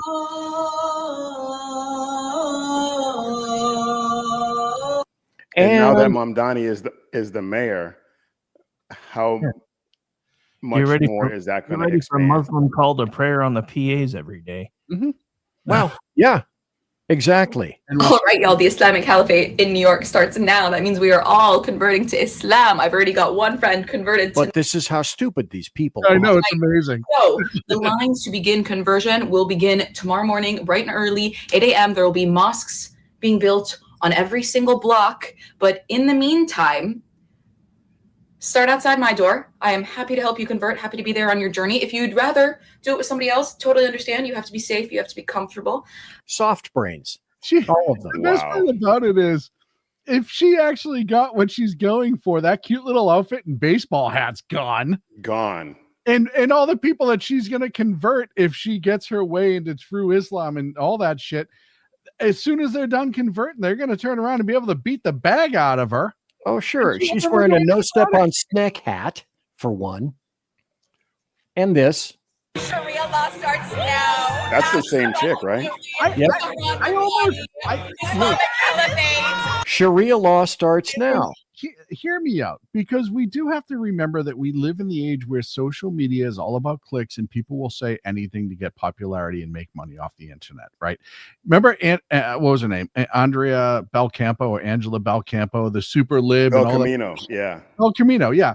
Now, all of a sudden, in the last year, she's come way back to the center and a little right on some things. Yeah. Because her siren song had ended and she wasn't getting the clicks. And if she was getting clicks, it was just hate clicks.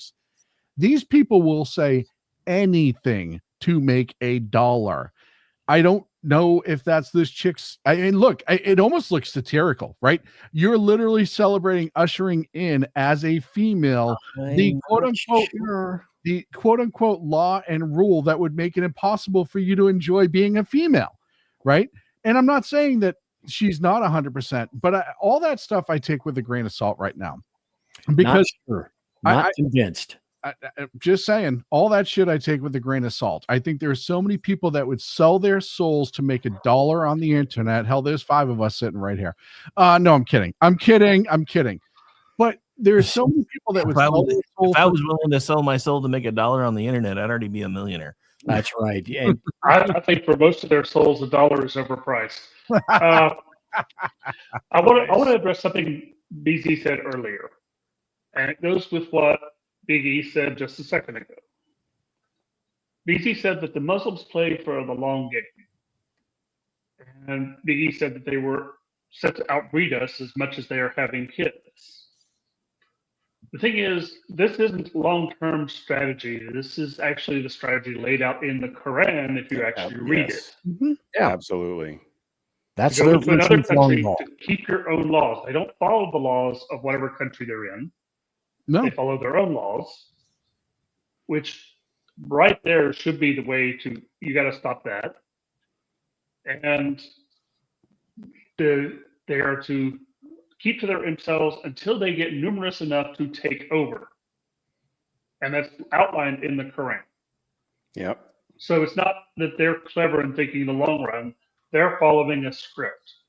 And it's the same script they've been following for 1,200 to 1,400 years, depending on when you believe the Quran was actually written. aided and abetted now by technology, and I think it's pretty fundamentally clear that Islam is targeting Texas. Yes. New York City was kind of like the dry run. Okay, they won that. I get it. And a number of us here are saying, but that's New York City, and that's kind of a weird one-off kind of thing. I think Texas, in terms of the entire state, is the next target. And I think I've already things saying that they're calling that and trying to label it as the Mecca of the West. Yeah. And so there's this guy I discovered, Sheikh Uthman Ibn Farouk, born in Pakistan. Common spelling. Right, exactly. The 3 is silent, by the way. I learned that myself. I can learn something. Is reportedly moving to Texas. And he's not here, just as Stephen said. They're not here to assimilate. They are here to overtake. Demography is prophecy. That was true with regard to illegal invaders, and it's also very true with regard to Islam. And they are not quiet about it. They will tell you exactly what you think. I agree. It's our problem for not listening carefully to what they're saying. So I he discover says, videos every day of different imams saying, "We are here to take over."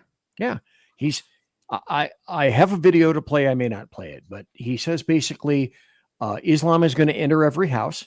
Their children will be Muslim. You can stop immigration. You can do Muslim bans, but it's not stopping. If you fight Islam, I'm going to fight you, even if you're my own father. And it goes back to my original thing that I learned from the people that were in the sand. I was sergeant over a whole bunch of people that fought in the Middle East. And they said basically, and it's true, and I used this for a long time, me against my brother, me and my brother against my cousin, me and my brother and my cousin against my father, me and my brother and my cousin and my father against the tribe, me and my father and my brother and my cousin and the tribe against the outsider. What about the camel? That's how it was. Well, the spiders, the camel spiders took that. And then you think, oh, well, this stuff can't happen. Let me see if I can find this. I don't know if you guys heard this chick. I played it. This little lovely bint is from Montana. And I played it on my last show. And she has nothing but disgusting things to say. Well, wait, as BZ says, there's more. This motherfucker was just elected mayor in Coeur d'Alene, about 25 minutes south of where I am. And this is Idaho. This is what he says. They don't give a I'm a Bible believing Christian. I believe in Jesus and it guides my life as a Christian conservative. So Christian family values, Christian conservative, mindless cult member, group thinking morons. Are you a pussy? You're a pussy. Christians, they tend to be the rudest, most disrespectful jerks I have ever seen. I seriously think if Jesus were here today, he would have a message for everyone who's a Christian, and he would just say, get the those racists and white supremacists. Gay. I felt really gay last night. Come over for a gay time. Really gay. Christian nationalism. Now, but let's cut right to the chase. It's white nationalism. Real hardcore Christians to self and to go to hell. This guy, guaranteed, would be the first guy to suck muzzy cock. I can guarantee you right now. Absolutely. Sean, you have to go to the bathroom. Go ahead. Do you think that little twerp has ever once in his life either engaged in any sort of physical confrontation and or won, with the exception of maybe perhaps some sort of escapade with a small animal in his early teens? And yet, despite that, Coeur d'Alene elected. You get what you deserve. I mean, like I said, as far as I'm concerned, we have reached the find out portion of the fuck around and find out about elections game. Because before we get too far into you get what you deserve, there was an old editorial cartoon I think everybody needs to go. A couple guys sitting in the library. It says, people who do not learn from history are doomed to repeat it. Yes. But the people who know history are doomed to watch while other people repeat it.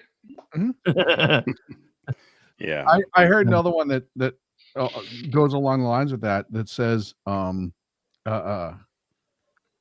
effective. People who don't pay attention to what's the writing on the wall in front of them have a tendency to fall off the stand onto the tracks. In other words, it'll say stay back, don't come any closer, and they'll not pay attention and walk right into the fucking train tracks. Well, if they wouldn't have put it on the wall in person. Yeah, but the problem with that find out part is it affects not just the people who, shall we say, effed around, but the people who are just standing by going, no, don't do that. Yeah, playing with fire in a powder keg and telling the guy, this is what's going to happen. Now, guess what? You get blown up too. Now, when I go the back, out part affects not just the people who deserve it; they affects the people who don't. The people that will be more directly affected by Mamdani will be those people least able to take it. Yeah. No, it'll be that girl in that video. The first time the Sharia law comes for her in one way, shape, or form or another, it's going to be all the girls like that. All of these awfuls that voted for Mamdani, unfortunately, are going to be the ones who were victimized the most. Well, I'm waiting to see the rape gangs from UK in New York. Oh, as far as the finding out affecting everybody, all I'm going to say about that is 6 in 10 New Yorkers stayed home. So, again, you should have voted. But hey, you guys want to see something prototypical? Beyond prototypical, so terribly typical. So after that video was released, by the way, that video was discovered after he was elected. Imagine that, shocker. Now he says, "Oh, you have completely misinterpreted my comments." Yes. Is this not Mark 1, Model 1, leftist shit stick? A response. It was very gray what he said, and there was a lot of room. There was a lot of room for speculation in his words. I was so confused. I was confused. But this is, everything's open for interpretation, guys. There was no ambiguity in what he was saying. None. I didn't get his message. Is all I'm saying. I just missed it at some point. I thought he said he'd like to date Christians or something like that. Earl, God, harsh. You are so harsh, Earl. So judgmental. You constantly. I got to work on me. that. And you say that you're a Christian. I'm so disappointed. Earl, I will never fix that, and I can tell you that from knowing him going on almost 30 years now that we've known each other. Almost. That is not going to change. Sorry, pal. I found this, and I think Earl can relate to this.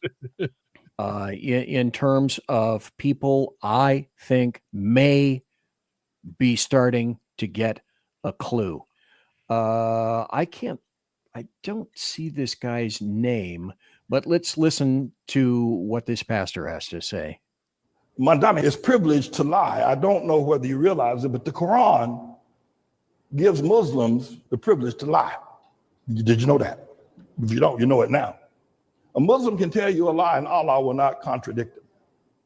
Muslim can lie to you. Muslim can you. If a Muslim you, he'll get a reward.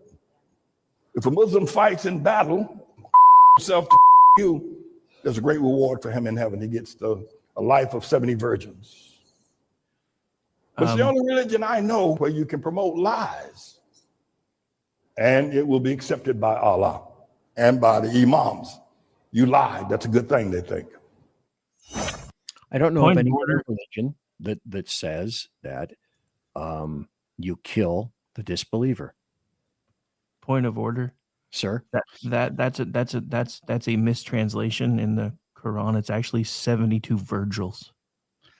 Oh my God! Weren't yeah. Oh my God! Each and every one who all of a sudden, Allah take me, and then Virgil. No, it's 72 virgins. The problem is they don't say what gender. Oh my! Yeah, and all of them are 6'5" and 300 pounds and are just dying to have sex. Well, I didn't say that they weren't virgins named Virgil. I'm just saying it's a misinterpretation. I made it. Yeah, you did. Come here, kid. Ah! You know, I don't mean to be crude or rude, but actually I do. When I spoke to a number of the folks that I supervised that had been to the sand pit and came back, what they said to me when we had a couple of minutes to chat, one of them said directly to me, "By the way, have you ever heard of the Bakabatsi boys?" And I said, "No." And he said, "You ought to investigate the Bakabatsi boys. And also, let me tell you." What's that, Stephen? I don't want to know anything about them. Yes. Well, I discovered, but that's okay because I used to work child abuse. I worked child abuse before I went to homicide. So I'm quite, what you're talking about. I'm quite familiar with that. And the other thing that any number of these people said to me was something similar to, not exactly this phrase, They discovered, most Ricky Tick, that boys are for pleasure and women are for breeding. And that sounds awfully harsh and judgmental to say, but these are the people that are coming back from having spent time there. And I would tend to believe them, obviously considering Takia, over most anybody else. Now, let me move into a venue if I can. Hang on. But before you move on, I have a joke I have to get out of my head now. Okay, please. All right. So I have a riff on a one of the old Russia jokes. In Allah's heaven, goat does you. That's true. That's true. And as I sometimes said, and maybe I need to start bringing this back up at my outro, at my end, promotional consideration is by blah, blah, blah. I used to say, and also promoted by the Allahu snack bar, a little bit of Allah in every bite. Maybe that's time to come back. Let me address this. What do you guys think will happen with regard to the shutdown? I thought immediately after the election, the Democrats would say something similar to, okay, we got pretty much what we wanted. So, okay, let's bring it back. And yet, Thanksgiving is coming. Flights are going down all over. People are not getting paid. And there is true pain, relative pain, going on with regard to this. So how long are the Democrats going to keep with this? Because they had another chance and said no. So let me go around the table, if I will. Sean, what do you think about the shutdown? How long? Where? How? Oh, good. We're done beating the dead camel to death. Thank you. Or the spider. Oh, no, I think I give it a week. Another week. As soon as I saw Schumer send the letter saying we demand a meeting with the president, and then I think Jersey Joe actually wrote an article today that said there are some Democrats who are saying that they're close to a deal already, surprisingly. That tells me I think it's going to be within the week. Okay, I got a rock out of snot for people about that. Anyway, Rowdy Rick, what do you think? So I was where Sean was until I started paying attention to stuff again today, and have realized that apparently there has been a stop order for all of these supposed more centrist liberals who've been talking to Republicans. They have been ordered to stop effective today. I don't think the fight's over yet. I think these people are actually emboldened by these elections because they're speaking. Yeah, so they're not ready. They're not willing to talk anymore. I hadn't heard that, and amazingly, within 4 minutes ago, Jersey Joe posted an article to shrmedia.com that was saying literally just that. So you're right. I changed my mind. We're forever in a shutout. Great. I mean, it's not gonna hurt me. It's just not. I'll just figure out some way to make up the difference in my daughter's food stamps with all the other work that I do. Let's just, I carry it on to the midterms and let's see how that does to Democrats. Speaking of which, I had time to be able to do this from shrmedia.com. Here's the article by Jersey Joe. Senate Democrats unified on continuing government shutdown despite GOP negotiations. A Thursday closed-door meeting ended with Democrats coalescing around a unified strategy rather than splintering into factions, according to a Semaphore, which noted that some members are seeking to end the shutdown, but likely not enough to prevail in the upcoming vote. One source familiar with the caucus's internal discussions confirmed Democrats intend to keep pushing to extend the Affordable Care Act, enhanced premium tax credits, which expire at the end of the year. How can you conclude, folks, anything other than the misery is inflicted intentionally solely for attempted political power? Rick? Well, I think for them, I think this has become a new thing. I think they figured out if they keep this inflection point long enough, eventually Trump's going to bend enough arms that he's going to finally get them to get rid of the filibuster, which is kind of what they want anyway. I'm gonna tell them to be careful what you ask for, because if we get rid of the filibuster, y'all ain't never getting back in office. Oh boy, I want to go there so much. Oh, I'm just look at the foam dripping down my damn beard right here, right now. Oh my God. However, Earl, what do you think about the shutdown and your opinion of does it continue? What does it do? How and why? Well, I was with Sean until we just got that breaking news. I actually thought maybe a little longer than a week, but I thought that it was going to be winding down. But if they've been ordered to stop negotiating, well then I don't know. I mean, we could be looking at a lot of pain, a lot of leverage for the Democrats. With everything that's happening and all the things that are starting to gradually shut down as a result of this, if the filibuster does get nuked and they and the Republicans are able to end it that way, if that's what ends up happening, that is going to be a massive miscalculation on the Democrats' part. Mm-hmm. Massive, because it will be a long time before they end up getting back in the power to take advantage of that filibuster that they want, that they're thinking they're going to play the Republicans to get rid of. A massive miscalculation. Stephen L. Hall, your thoughts on that? Well, to me, it looks like the Democrats are looking for something to save face. Some type of cave in on one issue or another. They can say, we won. We got what we wanted. Unfortunately, I don't see anything there that anybody's willing to compromise on. And it could be shooting themselves in the foot. If, and this is a big if, Trump had the testicular fortitude to do what he had talked about before, of the filibuster going on long enough to have permanent layoffs throughout the bureaucracy, then you could finally break the stranglehold of the bureaucrats. I don't think Trump will do that.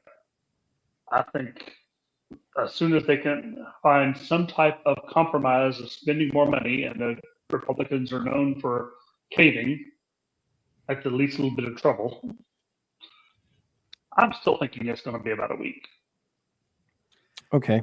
All right. Can I just remind everybody too that this is not even the big beautiful bill that we're in a shutdown over. We could very well, even if they open government tomorrow, when the extension runs out, let's say early January, because that's probably what it would run to right now, we could be having this same conversation right back here again. Very well could be. This is just the CR, which is why I think it's a massive miscalculations for Democrats, right?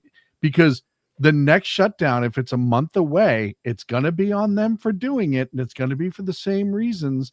And I think that the people are going to be sick and tired of it. Look, air travel is being affected as of today. Oh, right. Perfect timing. Thanksgiving. You think you're going to fly on Thanksgiving? Watch how pissed off people get. But I mean, so this is my thing, though, because everybody gets mad at me when I start talking about nuking the filibuster. Everybody needs to understand the filibuster used to be. Hang on. Just 1 second. Just 1 second. Sure. Rick, I have to make an intro on this because as I am going to quantify it, I have saved the milk and the ice cream and the cake for last.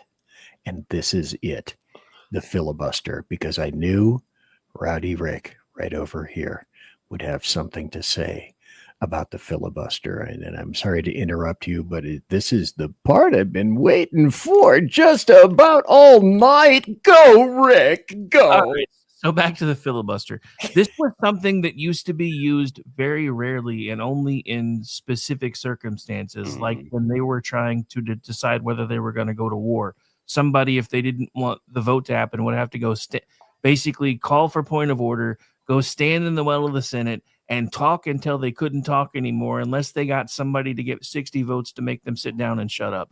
That's all the filibuster used to be. It didn't used to be this, we can just say we're not going to vote on it. And No, there has to be somebody stopping things from happening. So if they would just go back and make the filibuster rules great again, we wouldn't have to get rid of it, because then nobody would be able to do it, because ain't nobody going to be able to stand up there and talk for more than 16, 17 hours. This shit would have been over months ago.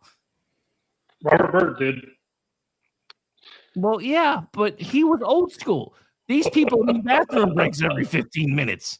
That's why they're tagging people in. I mean, I think the only other long one I've ever seen in recent history was when I think it was Spartacus did it? Well, that wasn't really a filibuster. That was just a speech. Oh, yeah, he was just off his nuts. Ted Cruz, I think, did one. I think Ted was green the eggs last and one. ham. Whoever it was that read green eggs and ham. Yeah, that was Ted Cruz.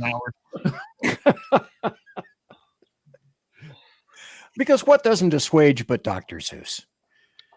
My only issue with nuking the filibuster is, and I agree with Jersey Joey said this in chat, and is we thought we were having back to back with Trump, and we didn't. And I just want to make everybody cognizant of the fact that should Republicans do what everybody on this panel has said tonight, and that is snatch victory from the jaws of defeat, or vice versa, and we're back in that situation again, there's no defense. Well, the problem, and normally I would agree with you, but let's be completely honest. If everything that the Democrats are saying they're trying to stop with this filibuster was actually going to happen, they would have just gotten out of the way and let the train run off the trestles and crash over the bridge, and then just waiting for everybody to run back to them in midterms. If we got rid of the filibuster and actually did everything we said we were going to do, these people wouldn't see light of day for at least a decade. Yeah, but can you count on the Republicans to do that, though? Right. I could count on them for nuking the filibuster and then fucking up elections.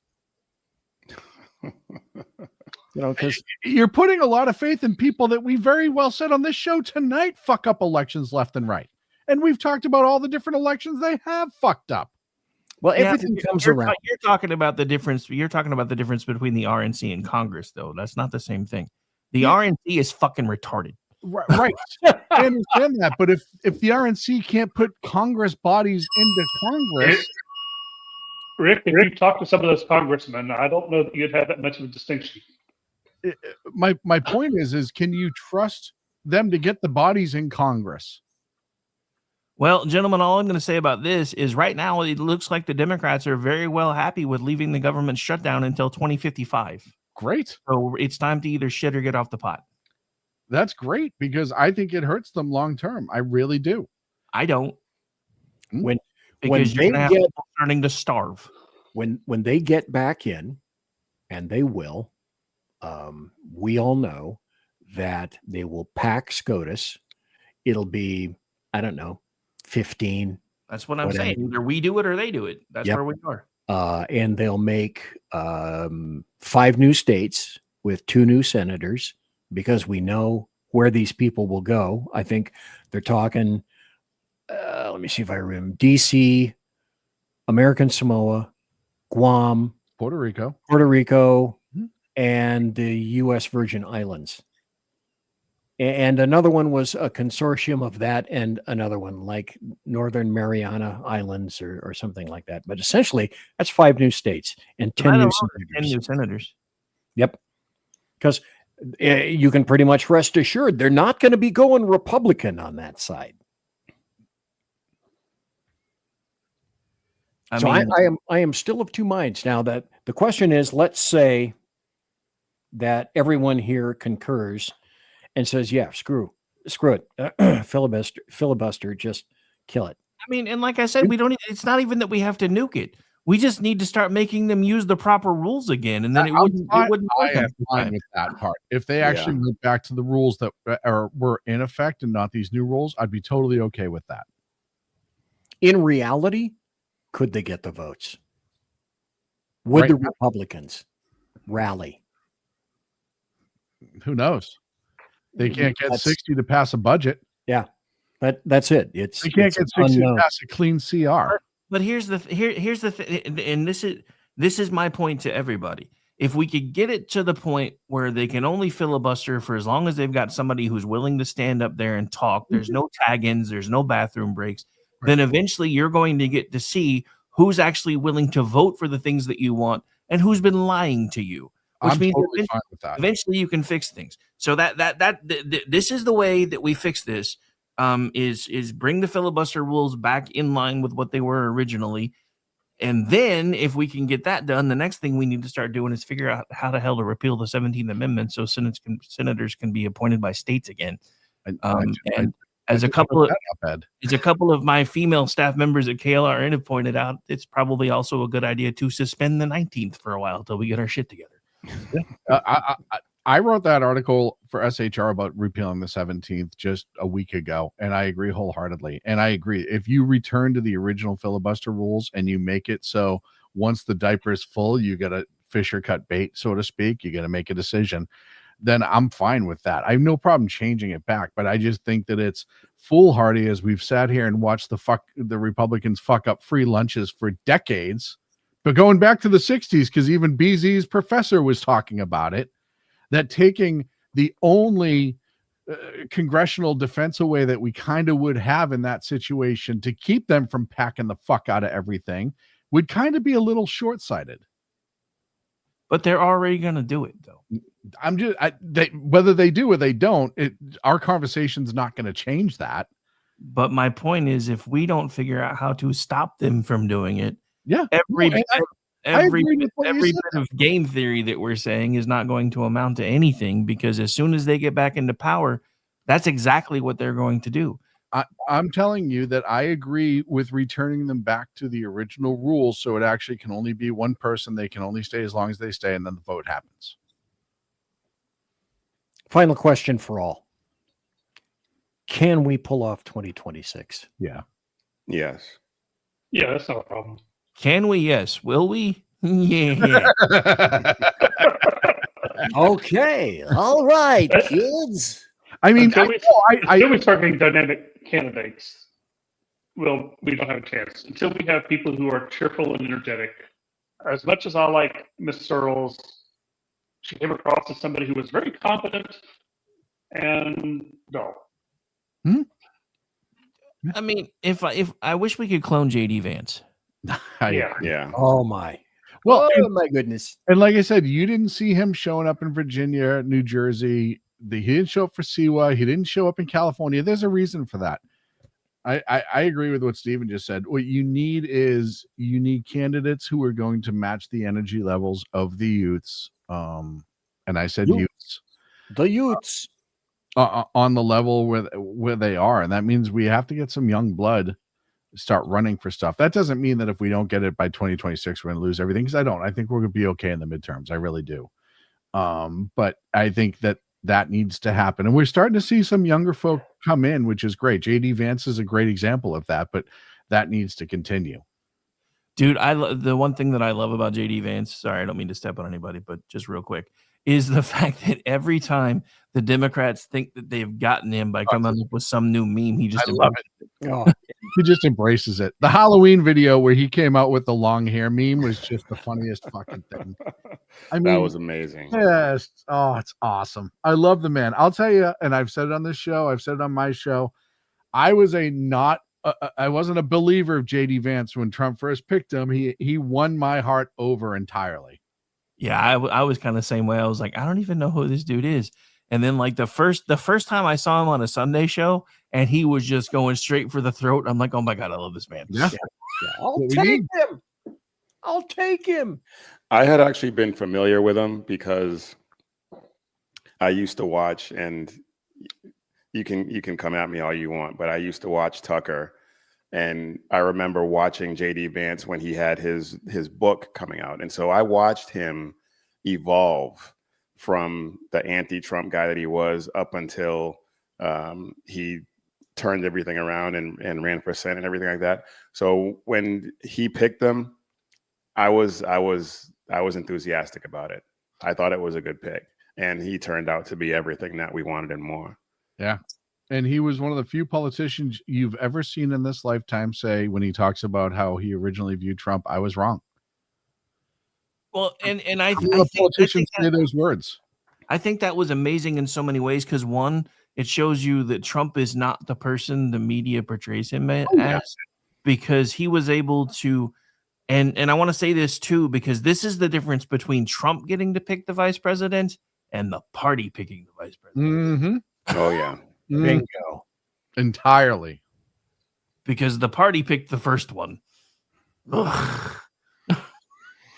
Yeah, we saw how that worked out. As soon as I saw that, the first thing I thought of was Cotton Hill from King of the Hill. I swear to God. Every time I saw his face, all I heard was Cotton Hill's voice. That's what happens when you allow the GOP to throw their 2 pence in. I see what you did there. I see what he did there. I win. Do you though? John for the win. Do you really? We all kind of lost, but that's neither here nor there. Well, it's time to say hasta la bye-bye. So let's start in a circular motion and like wax on, wax off. And first, Stephen L. Hall, can you tell us about any social media that you'd like to draw attention to and or your shows as we conclude this love fest for the Democrats? Sir, go ahead. Well, I can be found on Twitter at Stephen L. Hall, and I'm on KLRN Radio every other week, Wednesdays from 7 to 8 on Inquiry, where you get to actually hear me talk more. And Stephen L. Hall, thank you for being here so kindly. Big E, Earl, host of Mission Ready Men. Tell us about your spot in the world. Well, you can find me on all the socials at Mission Ready Men, Facebook, Instagram, Twitter, and all the rest of them. And my show is the Mission Ready Men Briefing, which you can hear on and see on Tuesdays and Thursdays at 11 a.m. Central. And I'm just looking forward to see what this next election season brings. How many more ulcers? Yeah, be glorious. Earl, thank you for being here tonight. And my pleasure. I'm shocked and amazed that it's 10 p.m. Pacific, and you are still present. You must be just about dying. So thank you. I am going right to bed. Because of that, thank you ever so kindly. Earl Biggie Jackson, thank you. Yeah, big man. Sir. And Rowdy Rick, tell us where you can be found. And I'm timing you, and I know it's going to be about 3 to 5 minutes. So go. You can find me on X at RowdyRick73. You can find everything we do at KLRN Radio at KLRN Radio on X, Rumble, YouTube, Facebook. You can also find us at KLRNradio.com. You can find me usually every Tuesday through Friday, 10 a.m. Eastern time with the Rick Robinson Show. Tuesday night on Manorama, 10 p.m. Eastern. Wednesday night, full boat of programming. I'm either in front of the mic, behind the mic for the entire night. Thursday night, usually Jen and Rick, 10 p.m. Eastern. Friday night, he said, she said, 8:30 p.m. Eastern. Saturday night, every other Saturday night, Juxtaposition, 10 p.m. Eastern.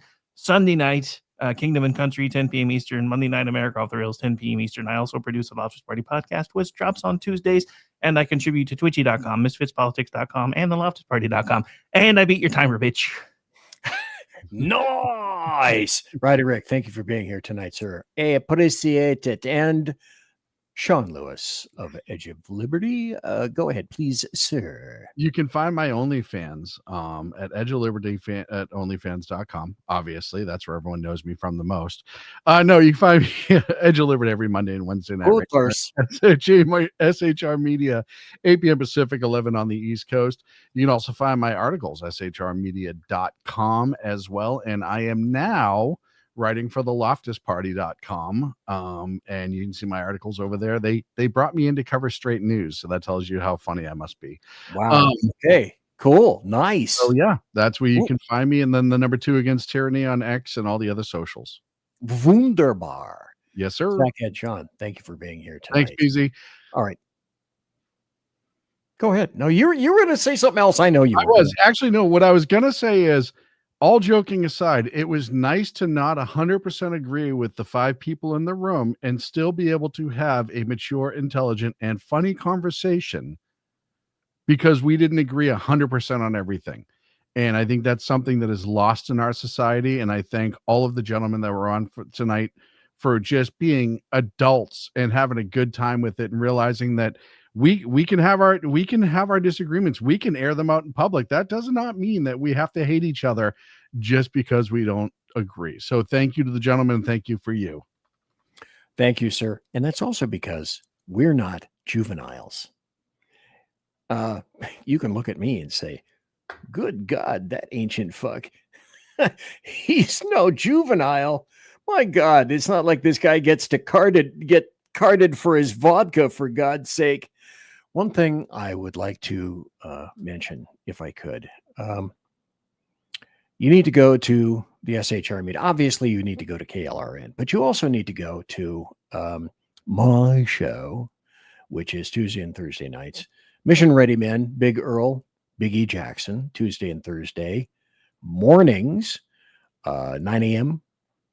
Pacific and noon Eastern. And on Monday and Wednesday, it's Sean, the gentleman you just heard, Edge of Liberty, Monday and Wednesday, my same times, 8 p.m. Pacific, 11 p.m. Eastern. And of course, the Reaver of Common Sense, Jersey Joe, Monday and Friday at 9 p.m. Eastern and 6 p.m. Pacific. So if you put this all together, what do you have? You have SHR has a show for you every day of the week, Monday through Friday. And we is here and we is aiming to please.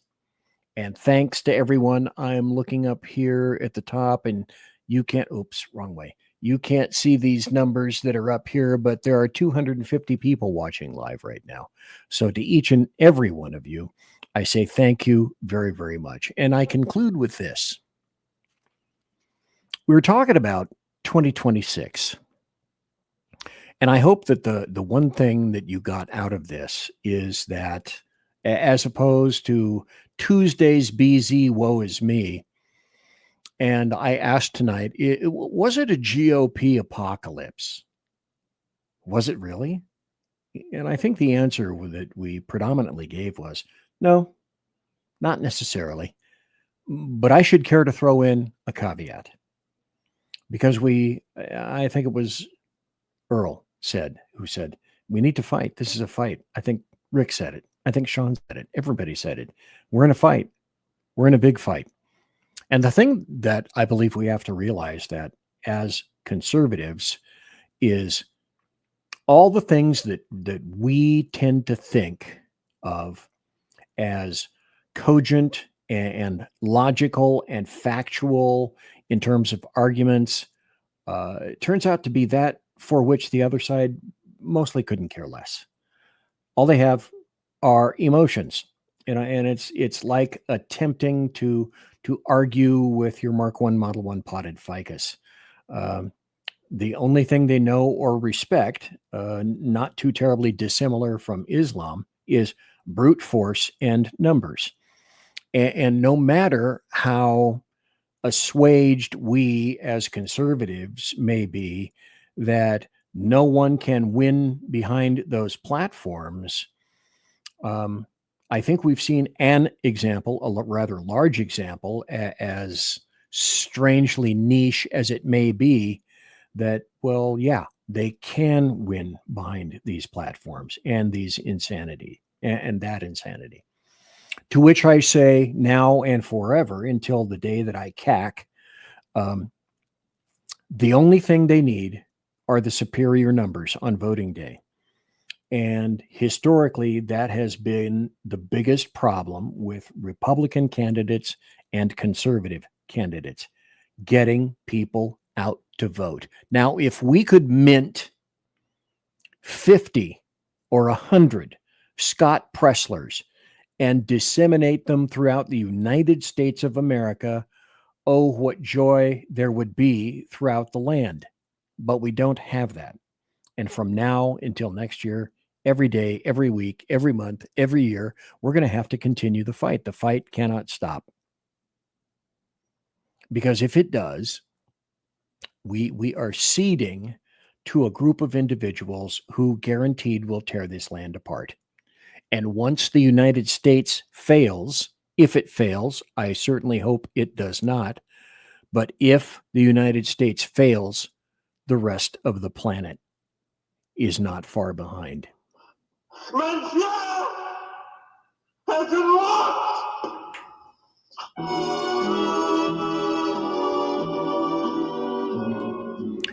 And so, ladies and gentlemen, boys and girls, children of all ages, thanks for listening to BZ's Berserk Bobcat Saloon radio show live and direct tonight on the SHR Media Network, also on KLRN. 255 people listening live right now, even though I'm wrapping this stuff up. And as per normal, I tell you that promotional consideration is by the Lockheed Martin Skunk Works, also by Shure and Electro Voice microphones, and the Arrakis Corporation, the people that make my board until I decide whether or not I'm going to go for a Rode Procaster, but I'm not sure yet. Also, my thanks to Pratt & Whitney Dependable Engines, which happen to produce thrust that you can trust. And as per normal, tiaras are by My Little Pony. And so it goes. Thanks to my personal KC 135 Kettle One refueling team, with whom I shall be concerning in less than 10 minutes. Thanks to Sackhead Sean. Thanks to Rowdy Rick. Thanks to Stephen L. Halls. Thanks to Earl, Big E Jackson, everyone from SHR and KLRN. I bid thee adieu. See you Tuesday night. Everyone, please, pretty please, have a great weekend. And so, God bless. Take care. Be safe. Everybody quiet down now and get some sleep. Good night, everybody. Good night, Mama. Good night, Ben. Good night, everyone. Good night, Mama. Good night, Daddy. Good night, children. Good night, Daddy. Good night, Elizabeth. Good night, John Boy. Good night, Jim Bob. Good night, Jim Bob. Good night, Jim Bob. What's going on? I was asleep. What's everybody doing? Good night, Good night, Jim Bob.